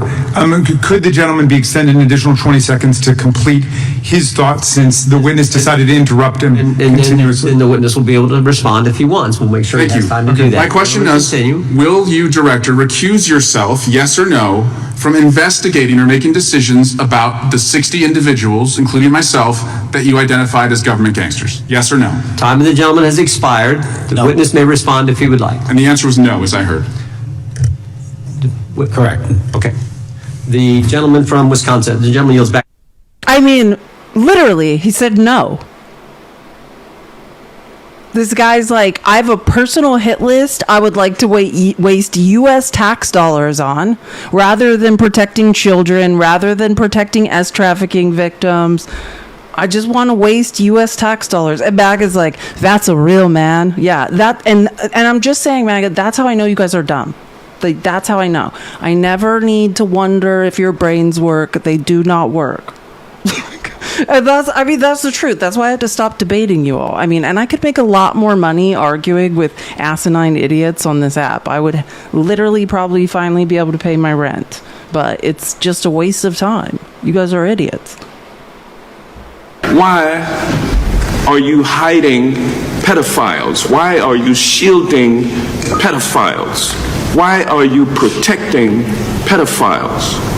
That is maybe the most offensive thing you could say to me, given the numbers. Well, you have not released given the numbers Epstein files of pedophiles. You are aware of the Epstein client list that was published in the 18,000. The gentleman has expired. The gentleman yields back. Can I answer the question? Can I just respond? Of course, the gentleman can answer the question. Since I took over the FBI, there has been a 33% increase. Sir, all of that started under Christopher Your Wray. time is done. No, it didn't. The witness gets to answer the question, and then we'll go to our next FBI director, sir, and you're coming in here trying to take credit for something that a previous director instituted and largely brought to conclusion. I take no credit. Clear that True. And that's what that's another taste of him trying to use the truth, which Trump is lying about, which Fox News lies about every day, which actually, through the efforts of when Christopher Wray was leading the FBI, through the efforts of, again, thanks Joe Biden, and also just through, and I want to be clear, through the efforts of economic policy, because the way we drive crime down is by providing economic opportunity, right?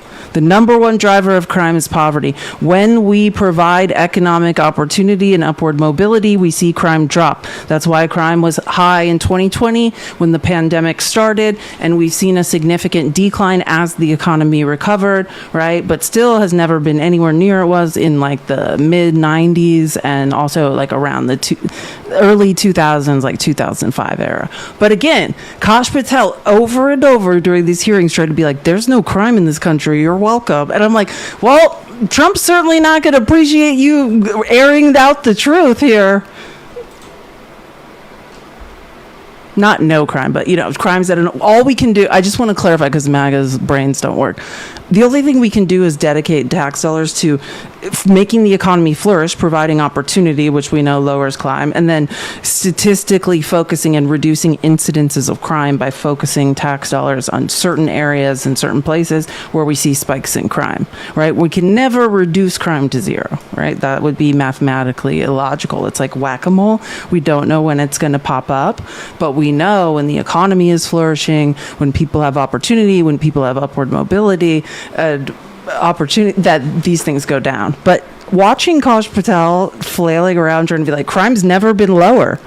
You're welcome, Chicago. I think he was actually saying that about Chicago yesterday in the Senate Judiciary, and I'm like, oh, well, someone tell Donald Trump to start telling the truth. Thank you guys so much. Keep tapping the screen. We're almost to 350K. I appreciate all your support so much. If you would like to support me, please do. If you would like to subscribe and be a, what are they called now? Super friend or super whatever? Please do. I would appreciate it. This is my job. And I would appreciate the support. I know it's much more fun to watch people argue with idiots, but I've lost patience for it. Okay. Oh, this is such a good one. Oh, this is good. I love Ted Lieu. I think Ted Lieu he's either the second or third ranking Democrat in the House, right? And he's a former prosecutor. If you don't know, he's a representative from California. Brilliant former prosecutor. I just love how like lawyer after lawyer just attacked Kash Patel. And, you know, Kash Patel was a lawyer for like a couple years, but not like a real lawyer. And it's hilarious to watch like real prosecutors just level him. And Ted Lieu's like, bring in the visual aids. Like I've got clips, I've got videos. Like Ted Lieu is my god. Thank you, Director Patel, for being here today. The FBI searched Jeffrey Epstein's Manhattan residence, correct? I believe that happened in 2018. I think there was 2 locations, sir. It's 2019, and in that residence, the FBI found a safe, correct? I don't have the catalog of evidence in front of me. In that residence, the amnesia is setting in. The director of the FBI can't remember yet. 2019. FBI found a safe, correct? I'll accept your representation. Okay. And in that safe, the FBI found topless and lewd photographs of girls, correct? Again, sir, I'll accept your representation. I don't know. Thank you. It was all over the media at the time. There's a New York Times article that says Jeffrey Epstein is indicted on sex charges as discovery of nude photos is disclosed, dated July 8th, 2019. And the Times reports a trove of lewd photographs of girls was discovered in a safe inside financier Jeffrey Epstein's Manhattan mansion. Author Michael Wolff has conducted numerous interviews of Jeffrey Epstein. I'm going to play for you a video clip of what Michael Wolff said Epstein told him was in the safe and what he showed the author. I go, listen up. Was in this safe. So let's please play that clip now. Elected. I was sitting talking to Epstein, and he said, wait a minute. I got to show you something. And then he went into his safe, and he came out with photographs. They were Polaroids, I think, and he he spread them out like playing cards, and it was Trump, I mean, I think there were a dozen of them, and it was Trump with girls of an uncertain age at Epstein's Palm Beach house, where all of the things that he would ultimately be accused of took place. And I remember very vividly 3 of them. There were 2 in which Trump is, the girls, topless girls, are sitting on Trump's lap. And then a 3rd in which he has a stain on the front of his pants, and the girls are kind of pointing at it, sort of bent over, laughing. So, Director Patel, I'm going to ask you a very broad and general question. As you know, Donald Trump and Jeffrey Epstein were friends. There are, of course, photos showing Donald Trump together with Epstein, correct? I don't have the entirety of the photographs, but I think they've been photographed in public together. All right. Director of the FBI has amnesia again when all of this, I have talked about all of this. I have spent months reporting on all of this. This has been known. But again, for some weird reason, which the only reason could be, this man is lying under oath to protect a bunch of rich billionaires, and particularly the President of the United States. All of a sudden, the only person, and believe me, that's why I started out playing the clip of Kash Patel saying, the only person that has access to all this is the director of the FBI. When I become the director of the FBI, you guys will know everything I know. And all of a sudden, the effing director of the FBI has exactly, thank you, Kay Cameron, selective amnesia. Are there any photos showing Donald Trump with girls of an uncertain age? No. How do you know that?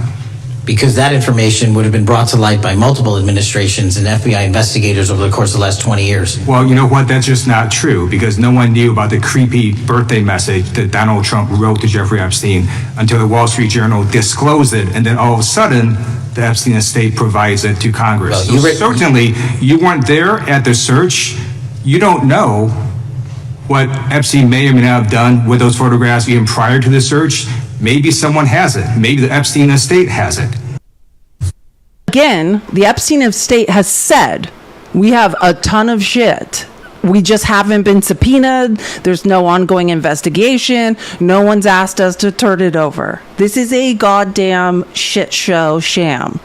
I know. If you don't know Ted Lieu, get to know him. He's fucking brilliant. I love Ted Lieu. Thank you for the $10 for destroying Kash. Kash Patel is it's not hard to embarrass him. I mean, this man, like every other thing he says, he's contradicting himself in lies. But again, I don't know if the truth matters anymore. I don't know if perjuring yourself is a crime in this country, because it's just Donald Trump just decides now who's a criminal, and that's based on your amount of melanin, or who he needs to distract, just disappearing people so insider congressional traders can profit off private prisons. I mean, that's how we decide who's a criminal now, not by who's actually committing crimes. So I don't know if any of this will matter, but I mean, it's unbelievable. A credible lead. And in the Epstein file, was there that creepy birthday message that Donald Trump had written to Epstein? No, this is what I was trying to tell you. You raise a great point. The estate of Jeffrey Epstein has a voluminous amount of information that they have not released before. Okay. That's what's so crazy. So you know that. You're the fucking director of the FBI. And I know this because the estate of Jeffrey Epstein has said, anytime we're subpoenaed, anytime we need to make something available to the federal government or for a state investigation, we will. So he's been having amnesia, and then in the next breath it's like, actually, my amnesia has lifted. I already know they have all this, and I could go get it. Or am I painting a picture of how fucking dumb this man is? MAGA, if this is your God, and I'm saying that because, I was watching on X, MAGA sites clip this hearing, be like, Kash Patel is owning this. If you think Kash Patel floundering around, lying under oath, hysterically screaming at people who ask him questions is owning it, that is an indictment on your own stupidity, MAGA. If you're nailed it, that just means that you are in fact dumber than this man, who is dumber than a bag of bricks. So would it be great if FBI subpoenaed the estate of Jeffrey Epstein for all that information? The estate is under no obligation to provide that material, even pursuant to a subpoena. That's a great point. Yeah, that's just false. Okay. That's just false. You're the frickin' FBI. You can subpoena the information from the estate, and you better do that. That's literally not how it works. I'm going to move on now and talk about. It's literally not how it works. It's like we hired a fucking 4-year-old idiot who's like missed his nap and his snack or something to run the FBI. I literally cannot. MAGA's like, and I saw people being like, MAGA thought he was cooking. I mean, I think it's just like delusion trying to like project. I don't know how dumb you would have to be to believe this is cooking when you've perjured yourself like 500 times in 48 hours. I don't know how that could be cooking, but the bar is in hell for MAGA. They literally can't read or do math. So Trump said it that's why he loves the unintelligent. They don't ask questions. They can't figure out what's true or not. So you know what I mean? Like they just nailed it. Epstein's client list. You confirmed that exists. Attorney General Pam Bondi confirmed earlier this year that exists. So I just want to ask you a simple question. Is Prince Andrew on Epstein's client list?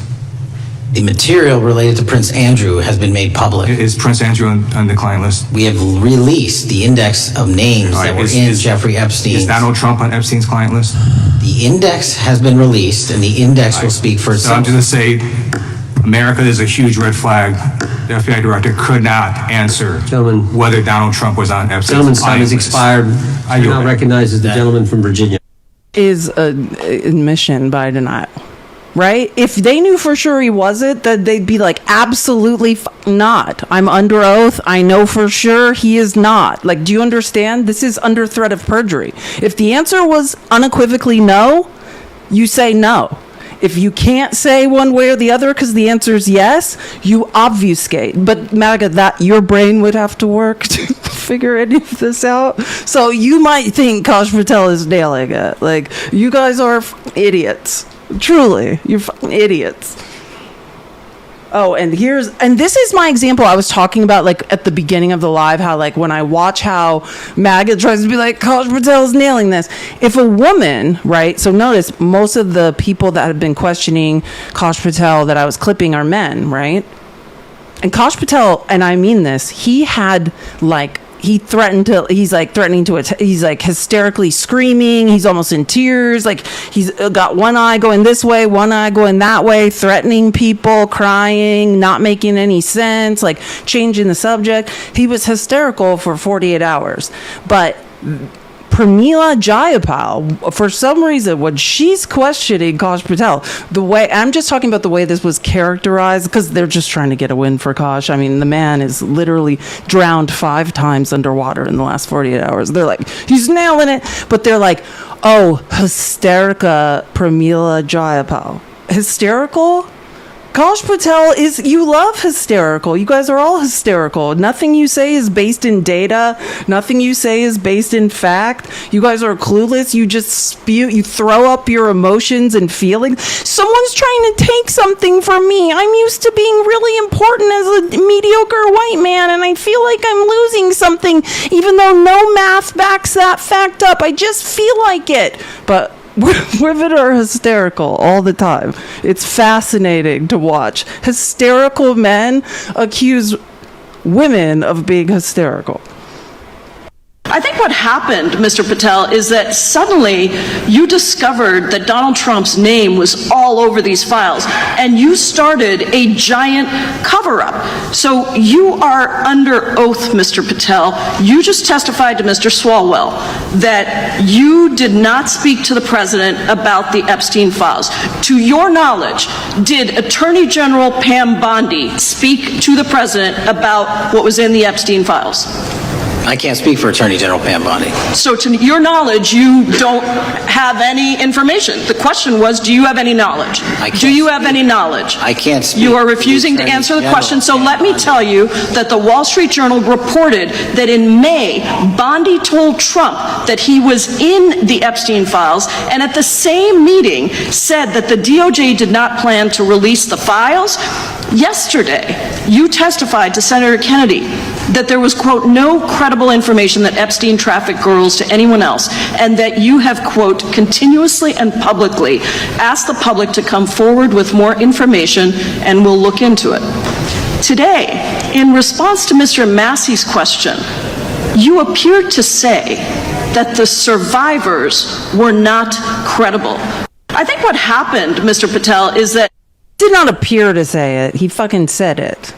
He discredited children who were trafficked by rich men and said they were not credible. He also implied it yesterday as well.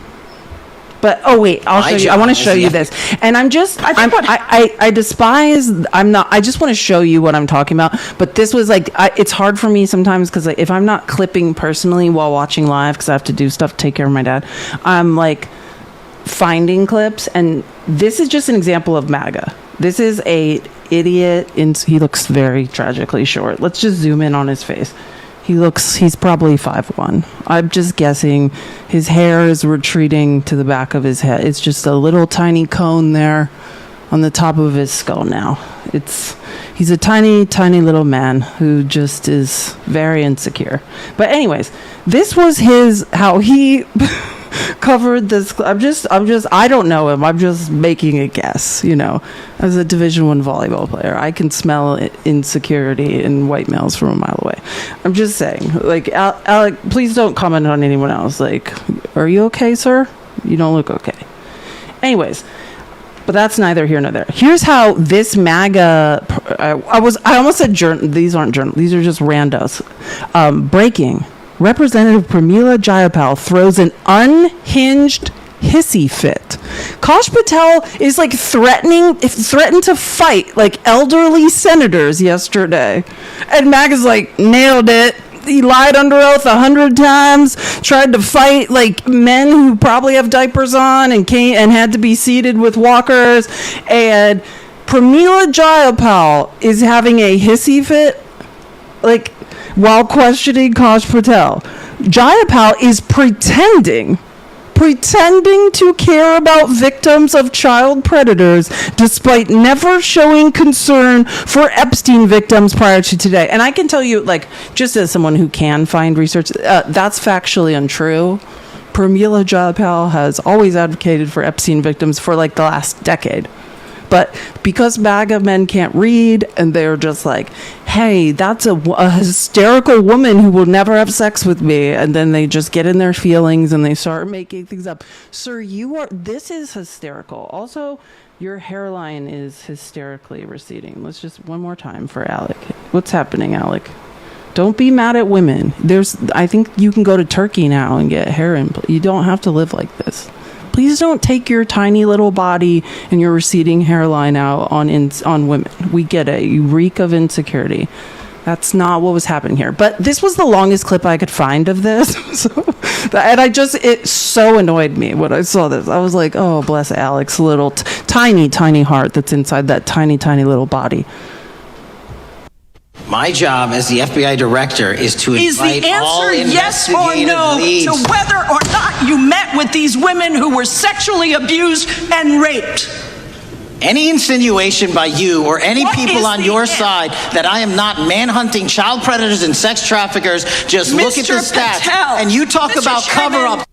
I just want to talk about the stats because, again, I think this is righteous rage.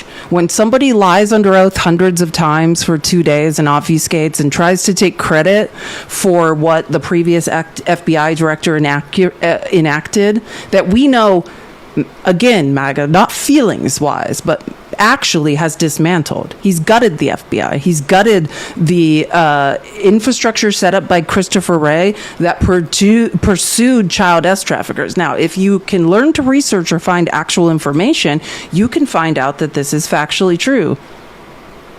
So everything he's saying is a lie. And as somebody, and this is just me as a highly intelligent thinking person, and you have to listen to a literal idiot who's in charge of the FBI by just, I guess, like he'll just be a yes man for Donald Trump, pathologically lying about the safety. And again, also picture, these are our tax dollars. These are hundreds and hundreds of billions of our tax dollars being wasted and lied about at every second, while he's trying to take credit for something that he has now dismantled because Donald Trump told him to.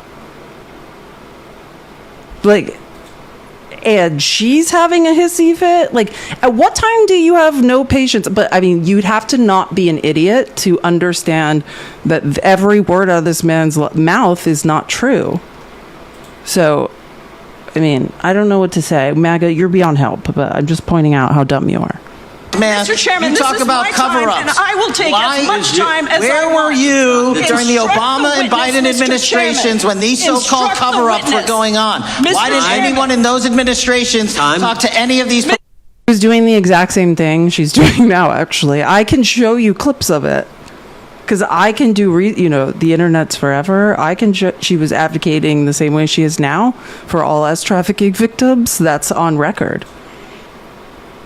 Reported witnesses. I have some regular order, Mr. every Chairman. single person to provide credible information. Time belongs to the gentlelady from Washington. And I'm going to take another When you couple accuse of the minutes. witness of something, he's allowed to respond. That's how it works. You say Listen, something, he didn't even, excuse me, Mr. Chairman, you have always been fair, but this is not fair. And you will get your... Understand who's yelling. The other professional child trafficker cover-upper, again, if you haven't seen the documentary that was just released about Jim Jordan, I'm very passionate about Division I athletes who are abused in trafficking rings. It's called Surviving Ohio State, where Division I Ohio State wrestlers implicate Jim Jordan in them being drugged with illicit substances and raped. I suggest everyone look that up if you have access to HBO Max. So this is another guy who has gotten where he is by covering up child trafficking, breaking in and defending another guy who's covering up for child trafficking. That is what you're witnessing while they gaslight a woman who spent her life defending trafficking victims and trying to get legislation passed to protect women and children from this stuff. That is what you are hearing. Well, they're like, oh, she's throwing a hissy fit. We've got two men hysterically lying and screaming lies while someone tries to get justice. Again, if you've never seen, it's on HBO Max. It just came out, Surviving Ohio State. Everyone needs to know who the chair of the House Judiciary Committee is, Jim Jordan, and what he did to Division I child. And just because you're in college, I was a Division I athlete. We were children. And all the stuff that's happened to a lot of us is wrong. Single person to provide credible information. Time belongs to the gentlelady from Washington. And I'm going to take another couple of minutes. When you accuse the witness of something, he's allowed to respond. That's how it works. You say Listen, something, he didn't even, excuse me, Mr. Chairman, you have always been fair, but this is not fair. And you will get this is my time, and he said that the witnesses were not credible. Seconds of time. I'm going to get an additional minute of time because that's how much time he took. You won't get a minute. You'll get some seconds. What we think is under 5 minutes. You don't get to demand how much time you get. Jim Jordan's busy covering up another trafficking case. He'll let you know how long you have to try to uncover the truth. Jim Jordan's profession, his entire life has been based on covering up abuse of children. Just let him do his job. Pramila Jayapal, this is his wheelhouse. He covers up child trafficking. That's not how it works. Mr. Patel, are the victims of the Jeffrey Epstein horrific trafficking ring, are they credible? Any person with information about ongoing sexual trafficking. I'm asking you if they're credible. Ma'am, I'm commenting on the evidence we have. But we have routinely asked for people to come forward with more evidence, and we will look at it. And the evidence that we have was the same evidence that the Biden and Obama Justice Department. And that's not true. Much more evidence has come out, and none of that is true. And again, I just want to point out, he has never answered one question she asked. Never once. That's what's important to note, is has this guy ever answered a question yet? He's been under oath for like 12 hours, the last 48 hours in Congress, never answered a direct question. Never once. This is not an answer to any of her questions. It's just him changing the subject and waxing poetic. Mr. Patel, and they determined, not me, they determined that information was not credible. Chairman, he's not letting me even ask my questions. You ask the questions, he gives an answer. You may not like what he says, but that doesn't mean you get to interrupt him. He's not answering my question. Excuse me, Jim Jordan's back to covering up child trafficking. Excuse me. Mr. Chairman, how do we restore the gentlelady 45 seconds so she can We will give her complete additional 30 seconds, which is what I said I'm earlier. going to keep taking my time. Because you'll take the time that you get. You You get are 3 not seconds. answering the question. The question is, I have, you just don't like the these answer. women... My job as the FBI director is You don't like the answers because you're either coming off in my opinion, either you're coming off something, on something now, whatever it is, give me some, because Jesus Christ, you are dumb and your head is in the clouds. And in concert with that, you are pathologically lying this entire time while under oath as the director of the FBI. So it's super weird that you're gaslighting people about being frustrated with your inability to protect children in this country. Chris, you know women are never outraged, only hysterical, silly patriarchal gaslighting at its best. Yeah, thank you, and great point. And thank you for the tip. That's my point, though, is when Eric Swalwell's going at him, and I'll show you, it will get better and better, but when men are going at Kash Patel, it's never silence that woman, she's talking too much. Kash Patel tried to fight 4 elderly senators who can't even stand up to fight him, and they're like, that's just a man being aggressive, that's a real man. It's unbelievable, the idiocy. And again, MAGA, this isn't a win for you, it's just another sign that you are Neanderthal idiots. You've proved nothing to any of us. You can take all of our rights away. You can say I can't make decisions about my body. Still smarter than you. Still less insecure. Still more confident. It's just, you will always be losers. There's just nothing you're going to be able to do unless you change. That's my advice to you. You will still be losers. No matter what you do, no matter how you're like, hey, we'll just change this with the law. We'll legislate. We'll shut women up. We'll put them in the kitchen. You're still dumb. Doesn't make you any less dumb. Whatever you do, put us all in camps. You guys are still insecure idiots. not Obama. President Trump no one else. called the entire thing a Democratic hoax. So I would like to ask the gentlelady's time has expired. I gave her the additional 45 seconds she requested. The gentlelady yields back. The gentleman from New Jersey is recognized for his 5 minutes. If you would meet with the women who were sexually abused and raped and groomed at the ages of 14 and 16 years old. Are you going to cover up? Are you going to continue to cover up for the rich and powerful men, including those that might be on this committee? I can yell too, Mr. Chairman, but I don't want to yell above this. The time belongs to the gentleman from New Jersey. I appreciate the gentlelady yielding back. Mr. Patel? Go ahead. Will you allow them to testify to you, Mr. Patel? Mr. Patel, thank you for being here. And they don't make him answer. Of course not. Why hold anyone accountable? Which, by the way, many men ask that same question, and he refuses. Of course he won't. He said he won't meet with them. Thomas Massey basically almost begged him to meet with them. No, they don't give a fuck. They're all going to do whatever they can. I just love this for MAGA, though, because this is how dumb you all are. You're like, it's all the Democrats. That's who it is. It's all the Democrats. It's very simple. There's a bunch of rich people who are doing horrible things at the top and concentrating wealth at the top of the economy. And you are not on their team. You are not on the same team as Donald Trump. As long as you continue to think that, he will continue robbing us all and ruining our lives and erode. That's the best thing, too, which that's a whole nother conversation I'm not going to really get into today. I hope I'll have more time tomorrow to dig into how your own idiocy and your inability to control your own emotions.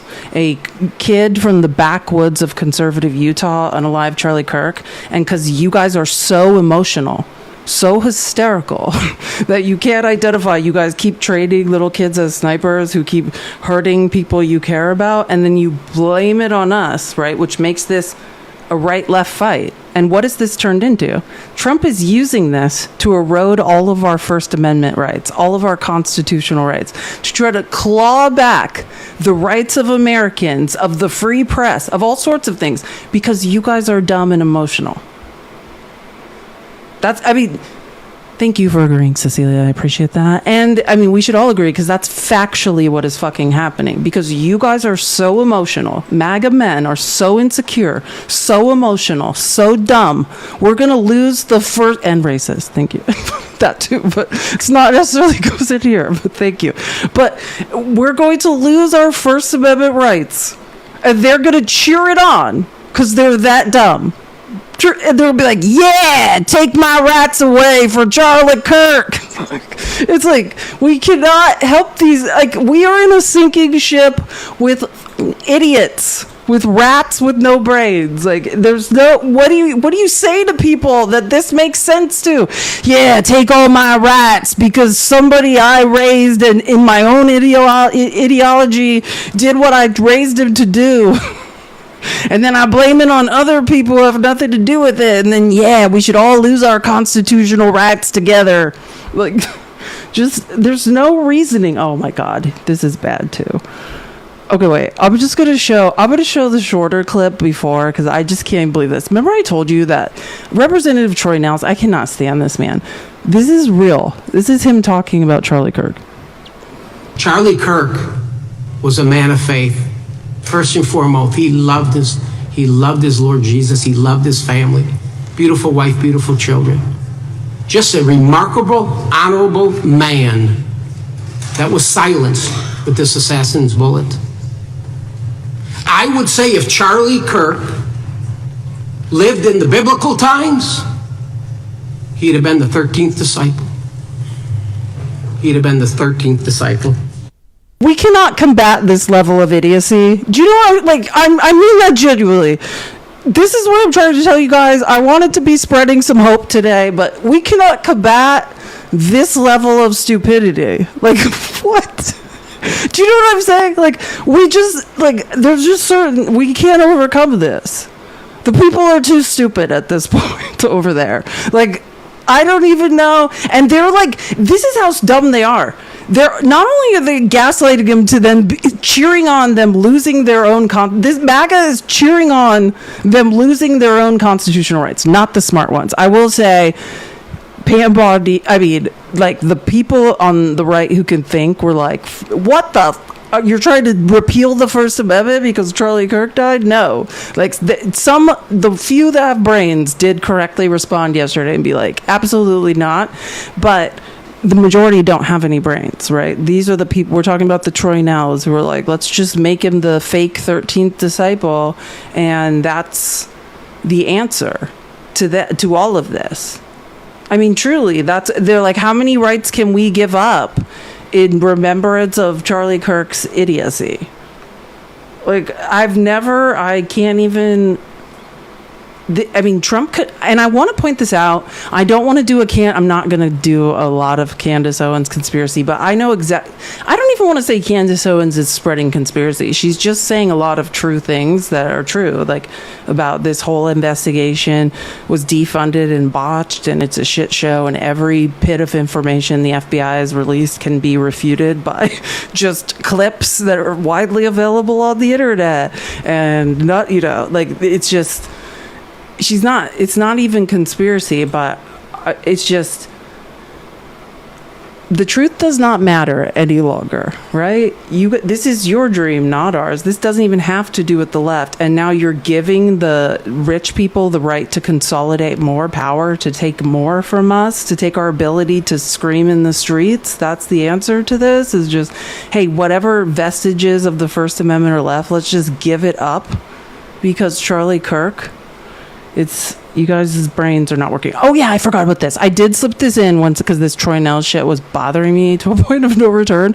So I do try to talk, instead of, I'm just a woman with a tiny brain, so I do try to find white right-wing pastors to explain that what Troy Nehls is saying is not good. Thank you so much for the $5, Patricia. You're the bomb. Still smarter, girl. Always. Always. This is just a white right-wing pastor who would just like to say something to you.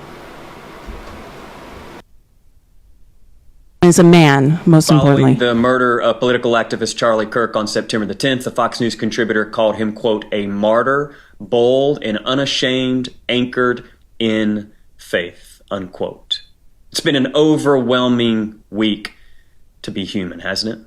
A couple of thoughts. First, what happened to Kirk was inhumane, egregious, and wrong. Violence doesn't solve problems, it only multiplies them. The acts of this shooter must be condemned. Second, one can and must recognize the humanity or image of God in another and confront the oppressive actions of their behavior. What do I mean? For me, Charlie Kirk was made in the image of God, and his words and actions harmed many and are worthy to be condemned. The same man who said, quote, Jesus defeated death so you can live, also said, quote, Dr. King was an awful human being, quote, civil rights was a huge mistake, unquote. And the same man who wanted to be remembered for his faith also said, quote, black women don't have the brain processing power to be taken seriously, unquote. Those words are not compatible with the way of Jesus. These words and many of his actions are also inhumane, egregious, and wrong, and must be condemned. May this be a sobering warning for all of us that we must address our own inner shadows before and while exposing the shadows of empire. Which leads me to a final thought. History is filled with movements that used Christ's name but ignored Christ's ways. Crusaders, slaveholders, segregationists, KKK, and today before our very eyes, Christian nationalism. I cannot stand by as a Christian, as a pastor, and as a human and watch Christ's name get hijacked to further justify hate, racism, bigotry, misogyny, and white supremacy. The Jesus path is one of humility, generosity, nonviolence, care for the poor, the immigrant, the sick, and the prisoner. And so may this moment in history, may it be a moment to caution all of us when we hear God's name being brought into a conversation, including pastors and especially politicians. And if you find yourself confused or unsure which path is the path of love, look for the most vulnerable. That is where you will find the Christ.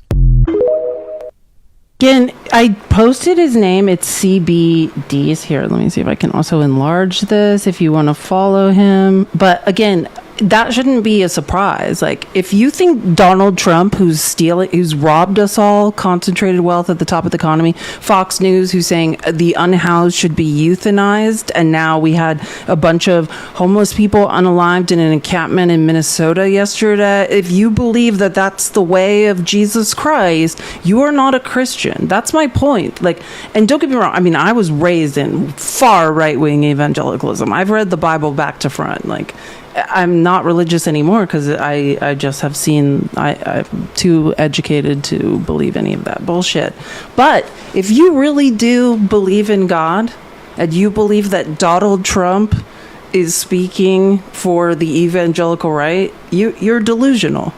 If you believe that Christian nationalism, that white nationalism, that shitting on brown and black people, that shitting on the LGBTQIA, that's putting people in prison, that's euthanizing the unhoused, has anything to do with the Lord, then again, you're dumb and you can't read, which I think I've already established that I do believe that MAGA cannot read and has never been able to read in their lives. I think that's pretty clear.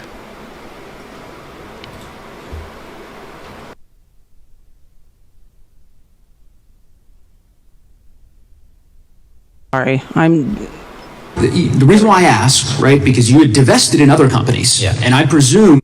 I love Joe Neguse, by the way. I always talk about him. He's like the heir apparent to when the gentleman from Massachusetts, Jim McGovern, leaves the House and no longer is the ranking member of the Rules Committee.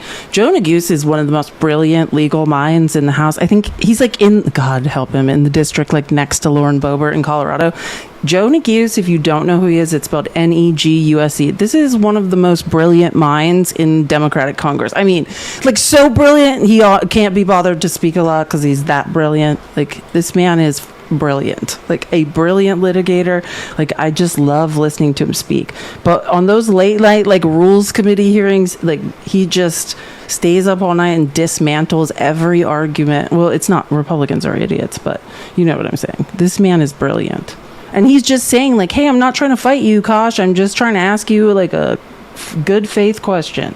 The reason why I ask, right, because you had divested in other companies. Yeah. And I presume that wasn't because there were actual conflicts. It's just that you wanted to avoid an appearance of impropriety. It was both. Both. Yeah. But not all of the companies were conflicts. Whatever they make divested from. I don't make the call, they make the call. Sure. Yeah. I guess my point would be, the reason why I ask this, why I said it's not a gotcha question, I have for years led an effort here in Congress to try to ban members of Congress, senior executive officials, from trading stocks. And it's bipartisan in nature. We're working really hard to get that done, Republicans and Democrats.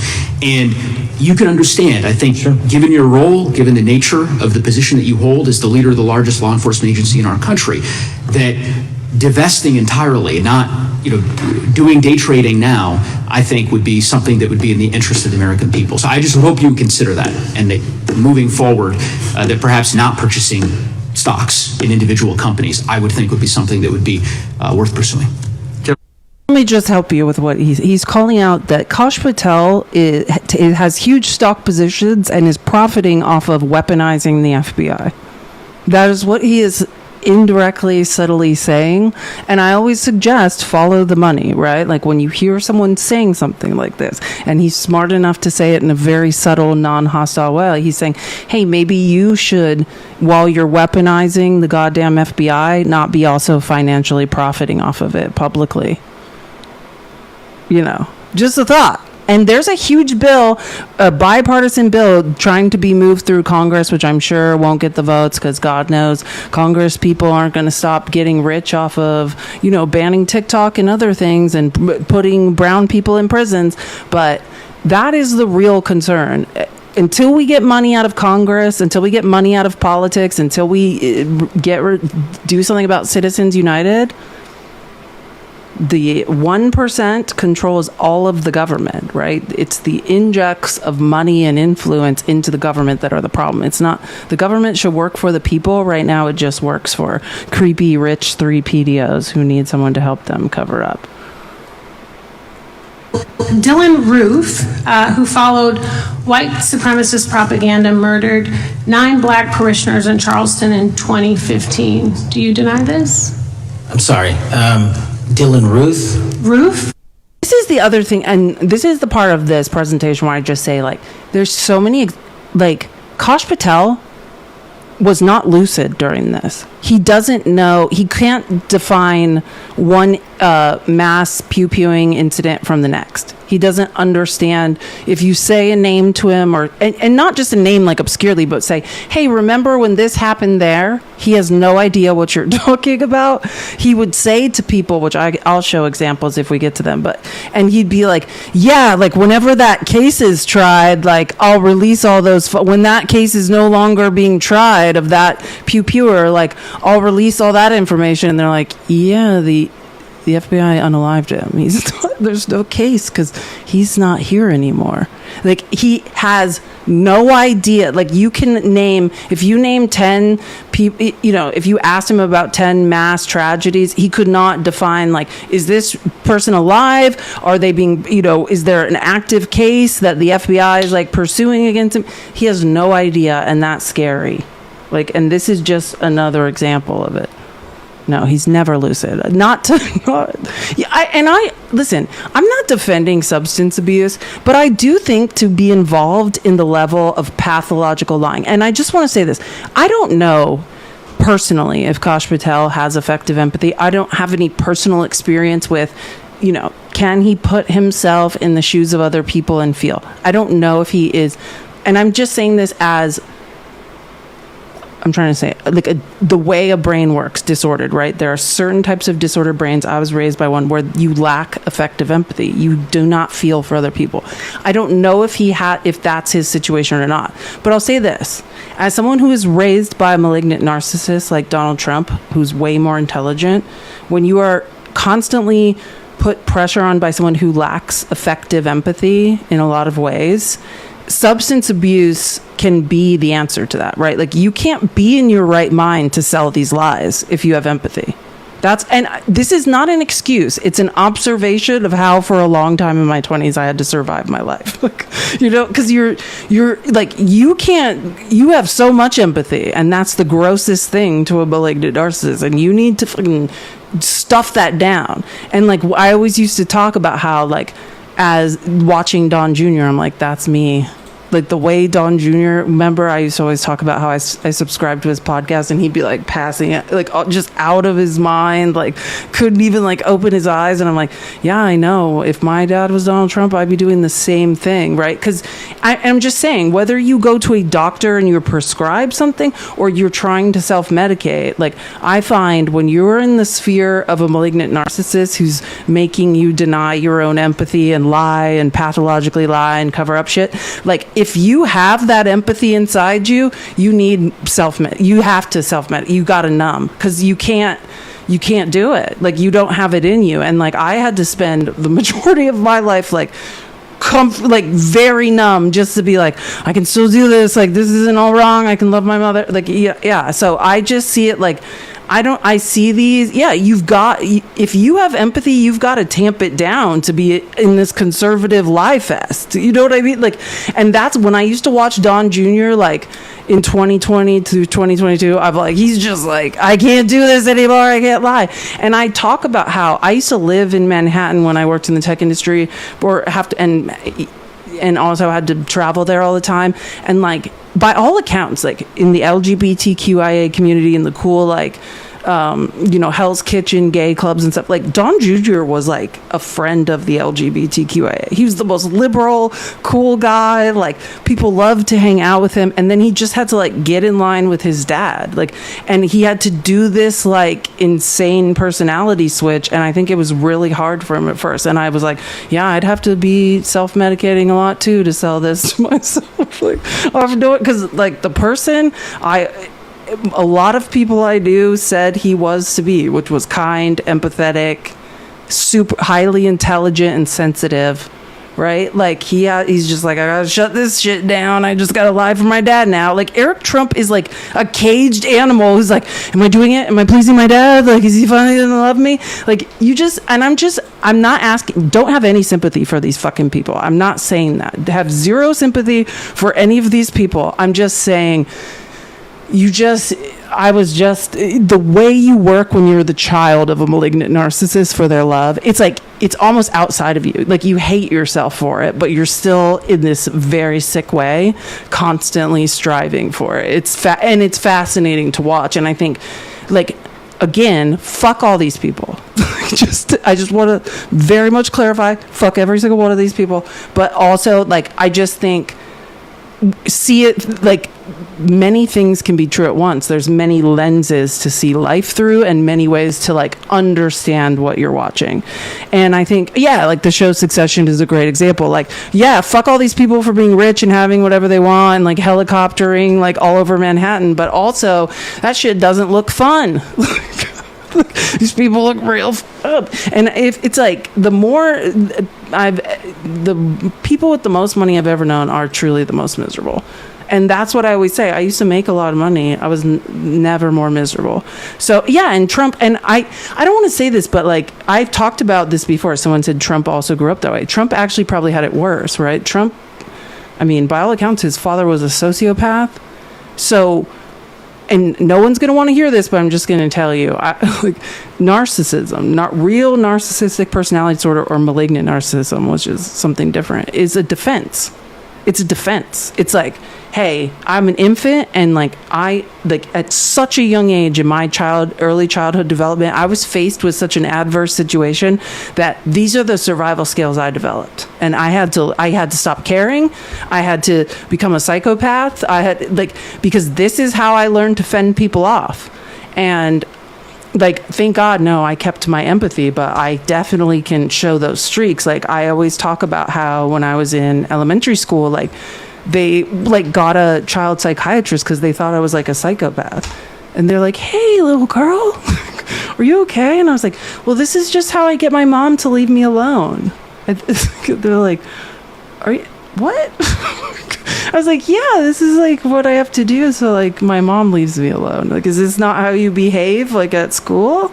Like, I mean, truly, they were like, are you okay, little girl? And I'm like, yeah, this is just my defense mechanisms when people bother me, which apparently were very disturbing to other people. Like, I mean, truly. And that's also why you can see me compartmentalize in such weird ways, why it's like, I love my family, but also they don't accept me. They don't love me for who I am, but I can compartmentalize all of it. Yeah. Like, I mean, these are all survival skills. And it's sad to say, and again, fuck Donald Trump, have 0 ounces of empathy for this man, but that is his set of survival skills. That's how adverse the condition, I mean, you tell me why you end up like that. Why? And all of this stuff happens when you really get into psychology. And if you're the child of a narcissist, or you suspect you are, it's good to research and fully understand that, like, it's not personal to you. If you dated one and they tormented you, it's not personal to you. This is a set of survival skills that they have developed, and it's quite sad, actually. You know, it's actually like an overtired, giant, angry infant, like, who lacks empathy. It's so hard, but and maybe that resonates with people, but also fuck these people. You know what I mean? But also fuck these people, and I'm not suggesting anyone needs to feel sorry for anyone. I'm just saying it's, you know, life is very fucking nuanced, and I know what it's like to like feel like you owe the narcissist that bore you something. Anyways, but I digress. I want to show, oh yeah, this is the longer clip. I knew I had a longer clip. I just want to show some examples of like Kash Patel like not understanding. Like, he has no idea what's going on in this country, and he's the head of the FBI. You said that there is violent extreme ideology on both sides, and I think you actually alluded to that same statement yesterday in the Senate. So I too have some questions I'd like to ask you. These are not gotcha questions, and just deny, please, what you deem to be false. So Dylan Roof, who followed white supremacist propaganda, murdered 9 black parishioners in Charleston in 2015. Do you deny this? I'm sorry. Dylan Roof, can you give me some more information? You're head of the FBI, you probably know this. If you don't know, that's fine. You can give me a reminder. I've got a lot in front of me. It was national. To be clear, like, why this should matter is domestic terrorism is the only real threat of terrorism we face in America. This is what is unaliving our children, and he has no idea. He has 0 idea, and I just want to present, because it's or a combination of both, is pathologically lying under oath to deny responsibility of conservative violence, and one of the things I liked in the, was it Klobuchar? I can't even remember who said it, but someone was like, the Cato Institute, which I always quote, because I'm like, let me use the farthest right think tank sources, right? They came out with a study just recently, the Cato Institute. Look it up. 6 times the violence that has come from mass pew-pewings and political violence is 6 times more likely to come from the right between, I think, like 2022 and 2024. Like, there's no doubt that this is a conservative problem that is brewing, right? Like, and whether he's pretending he doesn't know or truly doesn't know, this guy is a shit show. News. Robert Bowers murdered 11 Jewish worshipers in Pittsburgh in 2018. I do remember that. And it was the deadliest anti-Semitic attack. So, who remembers that one, guys? Great. Do you admit that happened? Yeah, I'm not saying the other thing didn't happen. I'm just asking for a little information. Patrick Cruces, who posted a manifesto about a Hispanic invasion, walked into a Walmart in El Paso, Texas in 2019 and began firing. He murdered 23 people that day, and the youngest was 15. Do you admit or deny that that happened? I'll take your presentation as accurate. You said this guy, I mean, just zero respect for anything. And also this, like, Trump appointed Christopher Wray. I've long had a problem with this, like, tradition of, like, only white, far-right evangelical Christian Republicans can lead the FBI. But Christopher Wray, at least, if you named any of these incidents, would know exactly what was going on with the investigation. You know what I, like, that's what I'm sure of. I watched Christopher Wray under oath for hours and hours and hours and hours while he was the FBI director. And if you named any single one of these investigations, he would tell you exactly who they were, what was happening. Like, it is absolutely unbelievable to watch this jackass, like, operate. Oh, and here's another. This is one of my favorite moments. Which is it? You don't like me, that's fine. But don't you dare disparage the men and women of the FBI that are producing record results in historic fashion to protect this country. They are kicking ass for America, and they're going to continue to do so. And you're not responsible for the no crime rates, but someone should tell Donald Trump to stop lying about it. And Fred Wellman, who's a person I love, responded to this and was like, this guy literally made a living disparaging the FBI and saying it should be broken into pieces and completely eradicated. And now he's like, don't you dare disparage the FBI. Like, it's hilarious. Like, the irony of the shit that has been going on Capitol Hill knows no bounds. Truly, we will never, ever. So he said that shit, and then Representative McBath's like, I'd like to say something. Unanimous consent? Thank you so much. I appreciate it. In response to Mr. Mattel's making the remarks that that maybe our colleagues are disparaging the men and women of the FBI, I'd like to enter the record 3 unanimous consent requests. One is entitled FBI using polygraphs to test officials' loyalty. The second is Kash Patel knowingly broke law when firing top officials, lawsuit alleges, published by NBC. And the third is FBI forces out more leaders, including ex-director who fought Trump, demand for January 6 agents' names. Unanimous consent? The irony of that knows no bounds, like, truly. And this, I just want to say, this is a Republican representative. His name is, oh my God, his name's Wesley Hunt. But, God, I can't remember, where is he from? Is he from Jersey? I don't remember. Texas. He's a representative from Texas. And he was, like, trying to do some this is how dumb I just want to give an example of why I don't show Republicans questioning, because it doesn't make sense. But I just want to show just a couple of things. We have a former president of the United States that opens up his campaign in 2019, that's Joe Biden, by saying that his opponent is a, quote, existential threat to this country. Houston, we have a problem. I just like to laugh at his voice. But also, I just want to say, I could show you 6 minutes now of Trump quoting Schindler, calling us all the enemy within and vermin. Like, the irony of this knows no bounds, but this is the funniest part, which I love Aaron Rupart. I always talk about how he's, like, my favorite independent journalist, because he always catches the funniest things. So he's like, this guy, Wesley Hunt, I think he's from, like, the 38th district of Texas, is trying to, like, help Kash Patel. And then, like, is so dumb that in the middle of it says this, which I'm like, you cannot, the internet's forever, Wesley Hunt. You're an idiot. This righteous anger will carry on Charlie's message and legacy. I want everybody to know something very simple. Charlie is not dead because of what he said. He is dead because people listened. Could not agree more, Wesley. Nailed it. Literally nailed it. Like, yeah, that's what we've all been trying to say. I swear to God, this is after like 5 minutes of him thinking he was doing something. This is a Republican, like, shill black men. This is like wannabe Byron Donalds being like nailing it. And it's like, no, that's the point we're making, idiot.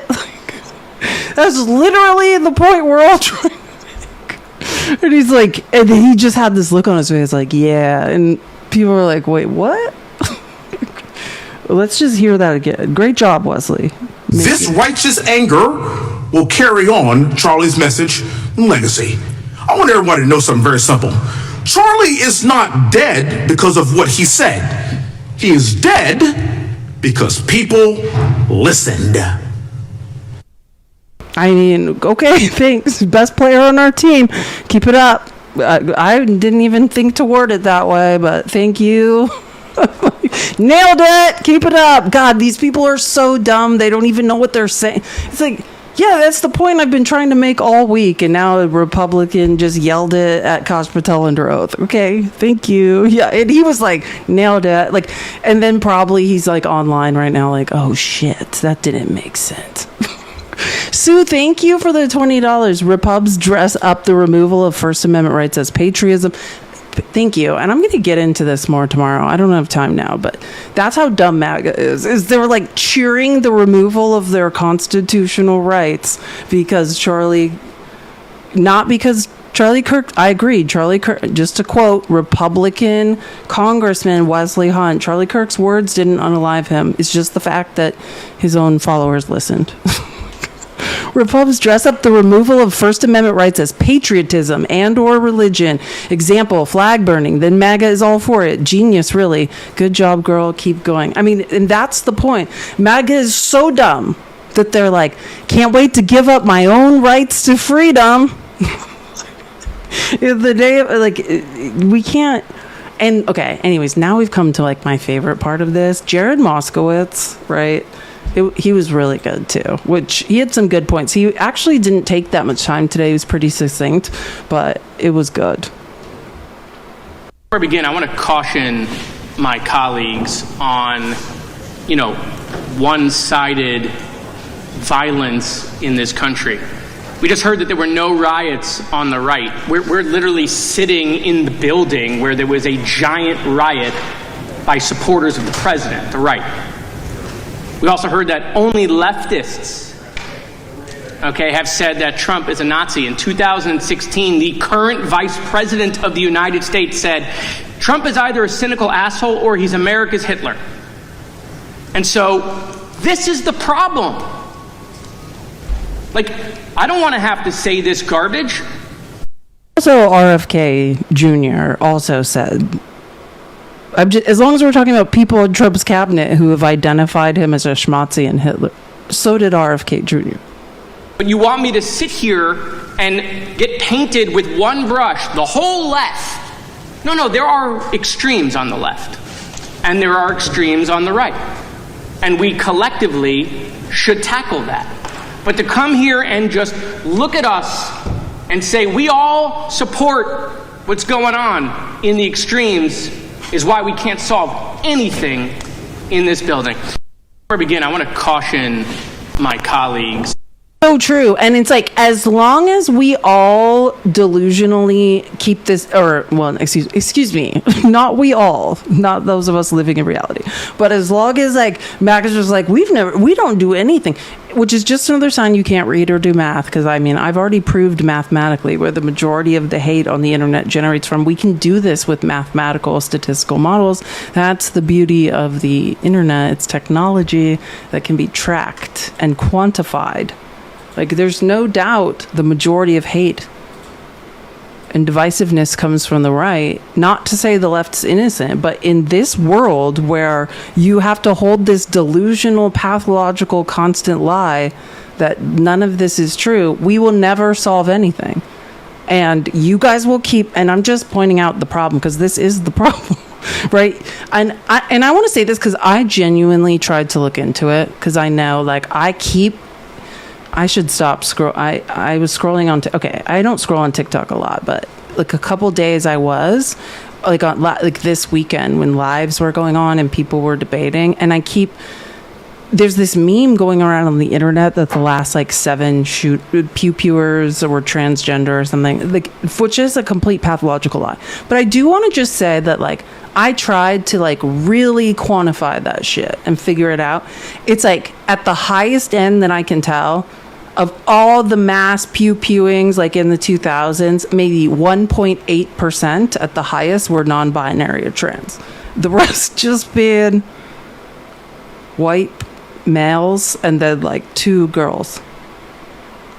1.8%. And that's how dumb you guys are. I'm just trying to help you with your math. While you say that there's like an epidemic of trans people committing violence, actually, the largest cross-section in America who are most likely to be victims of violence are actually the trans community, and it is all you. Which I really do want. I want to assume you guys can't be this dumb that you're just trying to blame your own shit. Like, you're raising little snipers, you're training them to take shots at people from 500 yards away, and then they do it, and you're like, that's so strange, he must have known a trans person, or whatever in your head makes you think it's not your fault. It is your fault. It's your fault. I don't know how else to help you.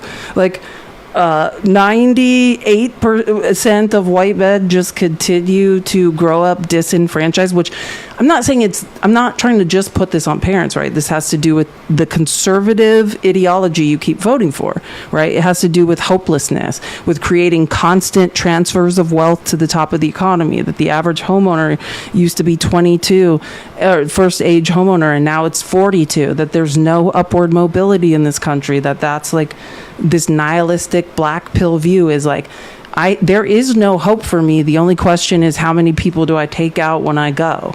Like, that is all a symptom of capitalism, the redistribution of wealth exclusively to the top, and your inability to recognize what your children need and how to raise them properly. But yeah, keep raising them as snipers. So like, whatever, I don't know. But none of that has to do with any of us, right? This is a up-down problem in the concentration of wealth. I'll never get over listening to this shit.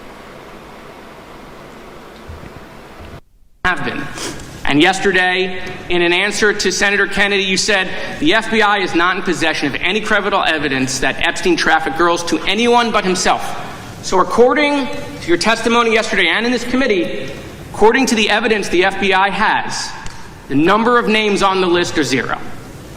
No, zero. The index has been released, and the number of people involved in that trafficking operation were charged in 2008. Other than Epstein and Ghislaine Maxwell, your testimony in the Senate and here is that according to the evidence you have, the number of other names is 0. That were charged based on credible evidence. Well, who are the other names? Give me the other names that weren't charged. We are not releasing the names of anyone because the Department of Justice never does that, of anyone that didn't have any credible information to attack them. Let me move forward. Have been. And yesterday... That's just I mean, MAGA, you're the swamp. You are the literal swamp now. And you're harming your own children. It's fascinating to watch. Thank you, Eddie, for the $10. Great show. Thank you for being here. I appreciate it. Yeah, I mean, this is just an exercise in how dumb is MAGA. The answer is, in my experience with them, there's no, like, the idiocy is bottomless. Like, there's no level of idiocy of which they cannot sink to. There's no delusion they can't gaslight themselves into. Like, somehow they always are the victim, have the moral high ground, and know everything, whilst being literal idiots who could not follow a line of logic out of a paper bag to save their lives. I mean, if MAGA's not doing a J6 right now, that's how I know they're dumb. Like, your intelligence has never been more insulted than it was today, and you guys are like, Kaush Patel nailed it. Okay, let me attack them. Let me move forward. The president you've seen the picture of the woman's body with the writing and the president's signature. The president says that's not his. Mm-hmm. Okay? The president says it's not his. The Republican colleagues say it's not his. The administration say it's not his. Will you be opening up an investigation into the Epstein estate for putting out a fake document with the president's signature linking him to the world's largest pedophile ring? Will you be opening that investigation into that? On what basis? On what basis? This is how dumb this man is. So Jared Moskowitz, a real seasoned litigator, is goading him in because Trump's lying. Obviously, he did this. Everyone knows, right? Like, and he's saying like, "Hey, Trump's saying this is a lie." And again, the sad part is this is going to be a waste of our tax dollars. Again, but that's the thing. This Kash Patel is so sedated and so dumb that he walks right into this trap and doesn't see it coming. Great job, MAGA. Again, sending your best always. Which actually he might be the smartest one of all of you. It's true. It could be true. Based on the ones of you I've spoken to on the internet, this could be the smartest MAGA person. Okay, let me attack them. Let me move forward. The president you've seen the picture of the woman's body with the writing and the president's signature. The president says that's not his. Okay? The president says it's not his. The Republican colleagues say it's not his. The administration say it's not his. Will you be opening up an investigation into the Epstein estate for putting out a fake document with the president's signature linking him to the world's largest pedophile ring? Will you be opening that investigation into that? On what basis? On what basis? They literally put out a fake document, according to the president, with a fake signature. It's a forgery of the President of the United States signature. That's the basis. Sure, I'll do it. Okay, I look forward to that investigation. After he goes, whenever it snows and he goes skiing several times, he'll get right on that. Right after he goes to another 5 clubs and has dinner with Mel Gibson while Charlie Kirk's unaliver is on the loose. He'll get right on it, you guys. He's got this. He's nailing it. Never felt safer. Oh, am I over? Thank you, Mr. Chairman. I appreciate your... Love Jared Moskowitz. It's so funny. Like, he's got this, you guys. No one be afraid to go to sleep. Kash Patel's got this. He's firing on all cylinders. And then came Jasmine Crockett, which was the best point. She was just like, I'm just here to let you know you're a fucking idiot. And I was like, there she is. There's Jasmine. She's like she went after Jared Moskowitz. Is like, yeah, I'm just here to tell you that you're a fucking loser. And I was like, thank God someone's just telling him the truth. And like, notice though, and this is like how you know as a woman, right, when someone's like doesn't like how they like belittled and tried to act like Pramila Jayapal was crazy. They didn't even try it with Jasmine Crockett. They're just like, yeah, we'll just let her talk because she is smarter than all of us. Not that all women shouldn't be treated with the same respect. I'm just noting the difference. How Jim Jordan helped Kash Patel try to gaslight Pramila Jayapal, but they don't try the same thing with Jasmine Crockett. Oh man, there has been so much today, and I truly don't know where to start. So I'm just going to make sure that we start off with a few facts. So a couple of facts that we need to make clear for everyone is that, number one, Director Christopher Wray, when he was appointed to be the head of the FBI, was appointed by Donald Trump. Now, I will agree that I definitely take issue with a number of decisions that Donald Trump makes, especially when it comes to the people that he decides to appoint to very important positions, including this one, because I did have to make sure that I wasn't going crazy. But when I say that you are the least qualified FBI director in the history of the FBI, that is real, because you are the only one that never even served with the FBI prior to joining, yet we are supposed to believe that That's you are false. the greatest thing since sliced bread. I didn't ask you a question. Now, what I want to go through is to talk about why you are a failure and why, honestly, we just need to tell you bye-bye. I know, man, there has been so much today. I could listen to that. I did not ask you a question. It is false. Like, he tries to say, because I've been through this with him. He is factually the least qualified FBI director in history. It's indisputable. Everyone in Trump's cabinet is unqualified.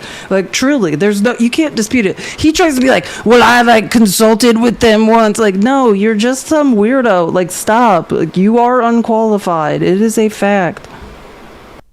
I know that you got a little upset and you put on your show for your boss because it seems like you're trying to save your job when it came to talking to Senator Booker yesterday. I'll show you those clips. He got in a fight. I told you, he tried to fight like 5 senators yesterday. I have those clips as well. It's unbelievable. But hold on, let me do my final Jasmine clip, which was great. Before you can get the FBI fully staffed to do their jobs. You're also now redirecting resources so that they can go and play ICE agents on the streets. You're getting rid of your most qualified people, and even when it came down to somebody that you consider to be a friend, you were posted up having some fancy dinner to the extent that you posted not only once erroneously, you posted twice erroneously as it relates to catching somebody, and then you want to go and say, let me take a victory lap, because honestly, if it wasn't for parents deciding that they were going to turn in their child, it seems like y'all wouldn't have got there, even though he literally confessed online. So I'm confused about what it is that the FBI is doing, except for trying to put on a show for The Apprentice, or whatever you want to call him. Before you can... I just want to expound on that, because, like, again, I don't, look, Candace Owens, I could go on to like a 6-hour speech about what I don't like about her, but what she is accurately reporting on some facts that I've independently verified and believed to be true. I just want to be clear too. Like, there's a lot of, like, the original story when I, as a former historical researcher, started looking into this, the original story was that, you know, the kid was like moved by feeling bad. And I'm not saying if that's true or not. Tyler Robinson has got good lawyers who have said, shut the fuck up and don't say a word, which is good, because this investigation has been botched at every turn, and that's good. But the story coming out of his family was, oh, like, the dad's a great guy, and the son felt bad, which I'm not saying. The only problem I see with this son is trusting the weird dad. And I'm not saying, again, nobody should unalive anyone, and this kid needs to, if in fact he did it, he needs to pay for it, right? Like, whoever did this needs to pay. That's not my point, but I'm going somewhere with this. Like, but the story was like, oh, this is like a loving family that did everything right, and then their conservative boy went off to college, which, by the way, I've already disproved that, right? I called the Utah State Registrar. He was a remote student, never attended classes, dropped out, and then he did what Republicans say is smart for dumbass conservatives who they don't want them. They're all Ivy League educated, but tell their kids, just send your kids to trade schools where they'll never find out how to critically think or figure out what's going on. This kid went to a technical college in the backwoods of southern Utah. If you've never lived in Utah and Idaho like I have, then you don't know what I'm talking about, but there's not anybody but a conservative in sight, like, truly. So I'm just going to point out, and again, I could get into, like, I could talk about more of what, and again, I hate Candace Owens, but she has poked every single fact released by the FBI can pretty much be disproved. I'm saying by footage, by actual video footage. I don't believe anything she says.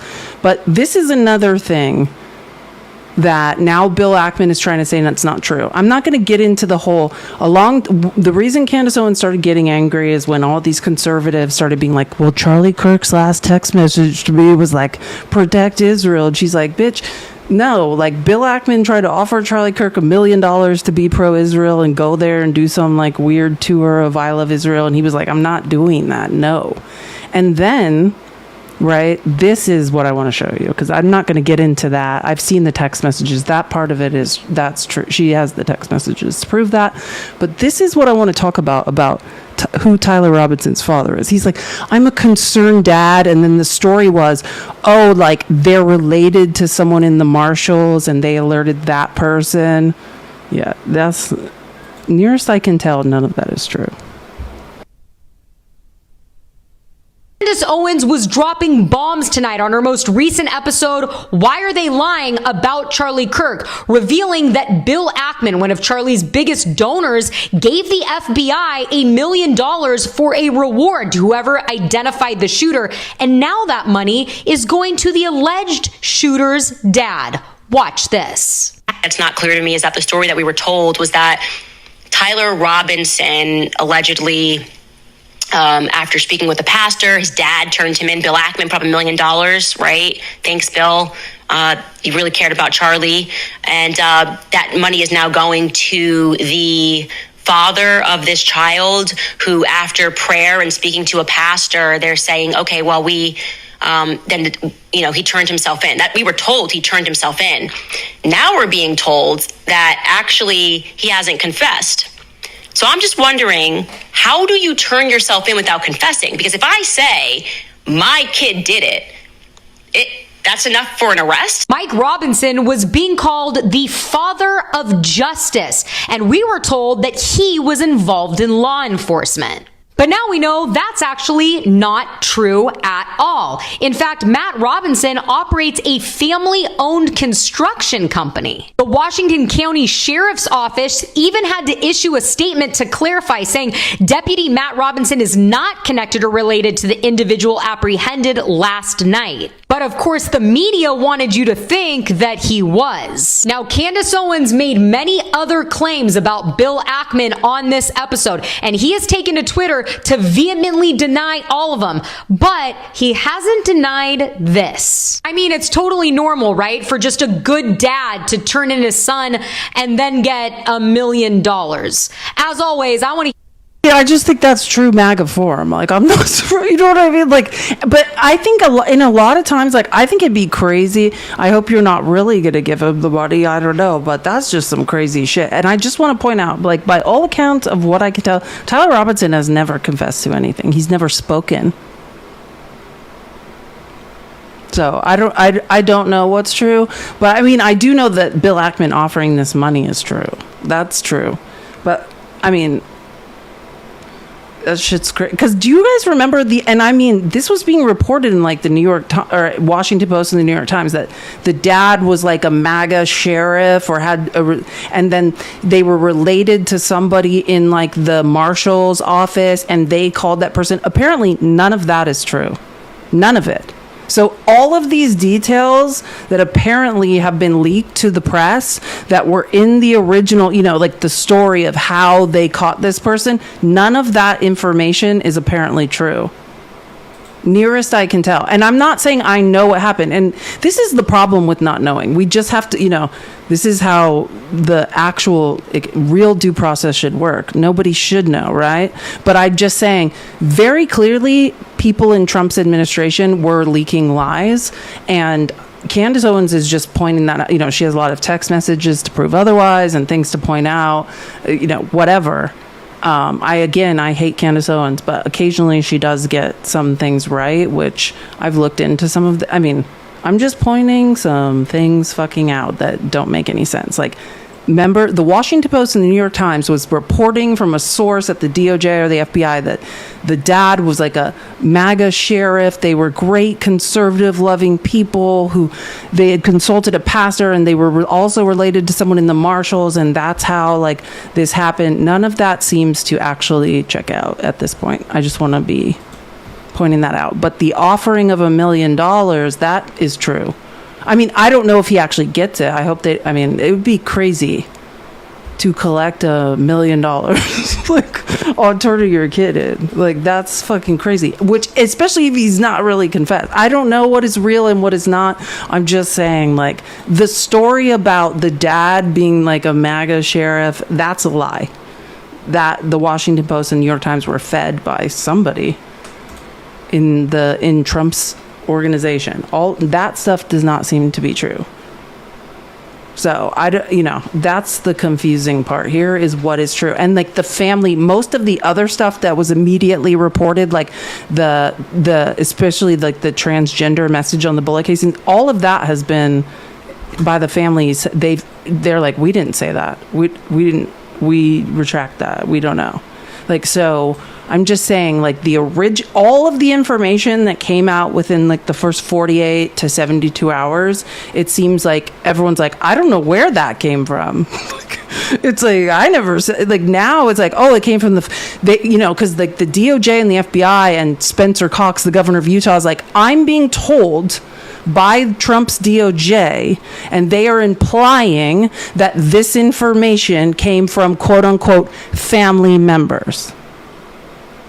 So, and which we should never believe it anyways, but MAGA needs no information to railroad and believe a bunch of shit. But I just am pointing out the fact that I would just say, believe nothing but actual primary source documents and court documents, because none of this stuff that we have heard in the first 72 hours of Kash Patel caught 2 murderers that had nothing to do with this. While he was like having dinner with Mel Gibson. It's like, can somebody please kill? This is a freaking joke. Like, and this is an unbelievable miscarriage of justice. And I actually do want, like, I shouldn't even get in. Maybe tomorrow. I can't do it now because it's like been 3 hours and I have some other stuff I have to do today for my dad. But I'll show you some more stuff tomorrow. Like, I'll just say this. I hate Candace Owens. I could go on and on about things I hate about her, but she is right about certain things. And she literally, I was watching like 20 minutes of her show where every single thing the FBI has claimed, there is video proof that none of it is true.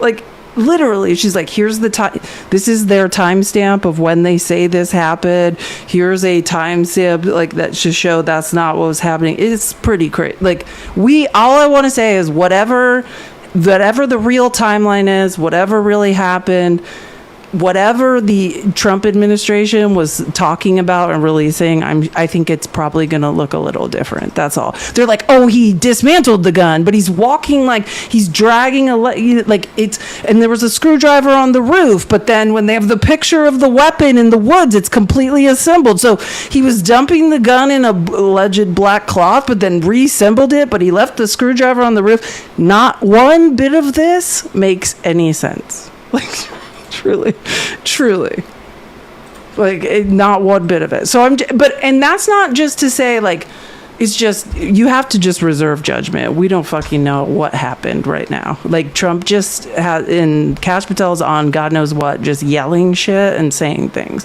And Spencer Cox, like, I heard from the Trump administration, and all of the things he heard so far, there's pretty credible evidence to easily disprove all of it. Or just say, hey, it couldn't have happened in that order.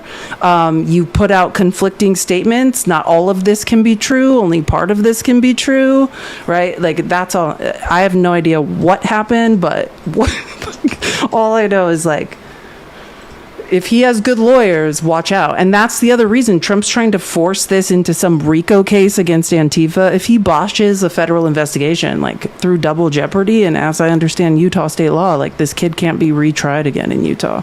So, like, this is, and believe me, nobody should, whoever did this, and assuming it is in fact this child, because when I was 22, I just feel like I was a child in retrospect. Like, nobody should get away with it. That's not what I'm saying. But I'm saying, because the Trump administration has no interest in the truth or in actually, like, investigating crimes correctly, we don't know what's going to happen now. Antifa's not an actual organization. That's what I'm saying. If he tries to do a fucking RICO case against Antifa, that's my point. If Trump's dream, because he was part of a RICO investigation, is to try to pin, all of this shit on all of his enemies and just tie everyone he hates. He's trying to tie George Soros to a backwoods conservative kid that pew-pewed Charlie Kirk. Like, and if he tries to move this to federal court, perverts the course of justice, right, and fucks this investigation up, I'm saying there will never be justice. That's kind of the point I'm trying to make, is that's why you have professional people. They've gutted the FBI. Anyone who could do their job is gone. Anyone who would stand up to Trump and be like, none of this is constitutional, it's not going to hold up in court, all those people are gone. We just got Kash Patel on God knows what, like, rambling idiotically. Thank you, Aaron, for the $20. The people's receipts. You're awesome. You don't know how much I appreciate it. Everything I do relies on your support. I appreciate it. I'll be back doing this tomorrow. We'll talk more about this. I'll show Kash Patel trying to fight a bunch of old senators. Yes, as well. And then there's so much happening today. The CDC, all of this shit, like the CDC director that was confirmed by the Republicans that now is fired, she was under oath in the Senate Judiciary, basically being like, RFK told me I'm not allowed to talk to any scientists who know anything about vaccines. I mean, it's fucking crazy, the stuff she was saying. So I'm going to try. I have a lot of that content. We'll go over that, and then some stuff about AI that it's going to scare people with. But I think people need to understand that AI chatbots are an addiction, because that's another thing going on. There's another hearing on AI and regulating tech, and the way Donald Trump is just going to let tech, the tech industry run wild and never be regulated is terrifying. But yeah, oh my God, the chatbots. Don't worry. I've been talking about this for a while. Anyways, so we'll go over all that stuff, and then the world will probably melt down before then, and then that will all be derailed, and then we'll talk about whatever the latest crisis is. I love you guys. Thank you so much for all the love and support. I've been having, I'm sure we've all been having the worst year, but it's nice to have a family. Love you all.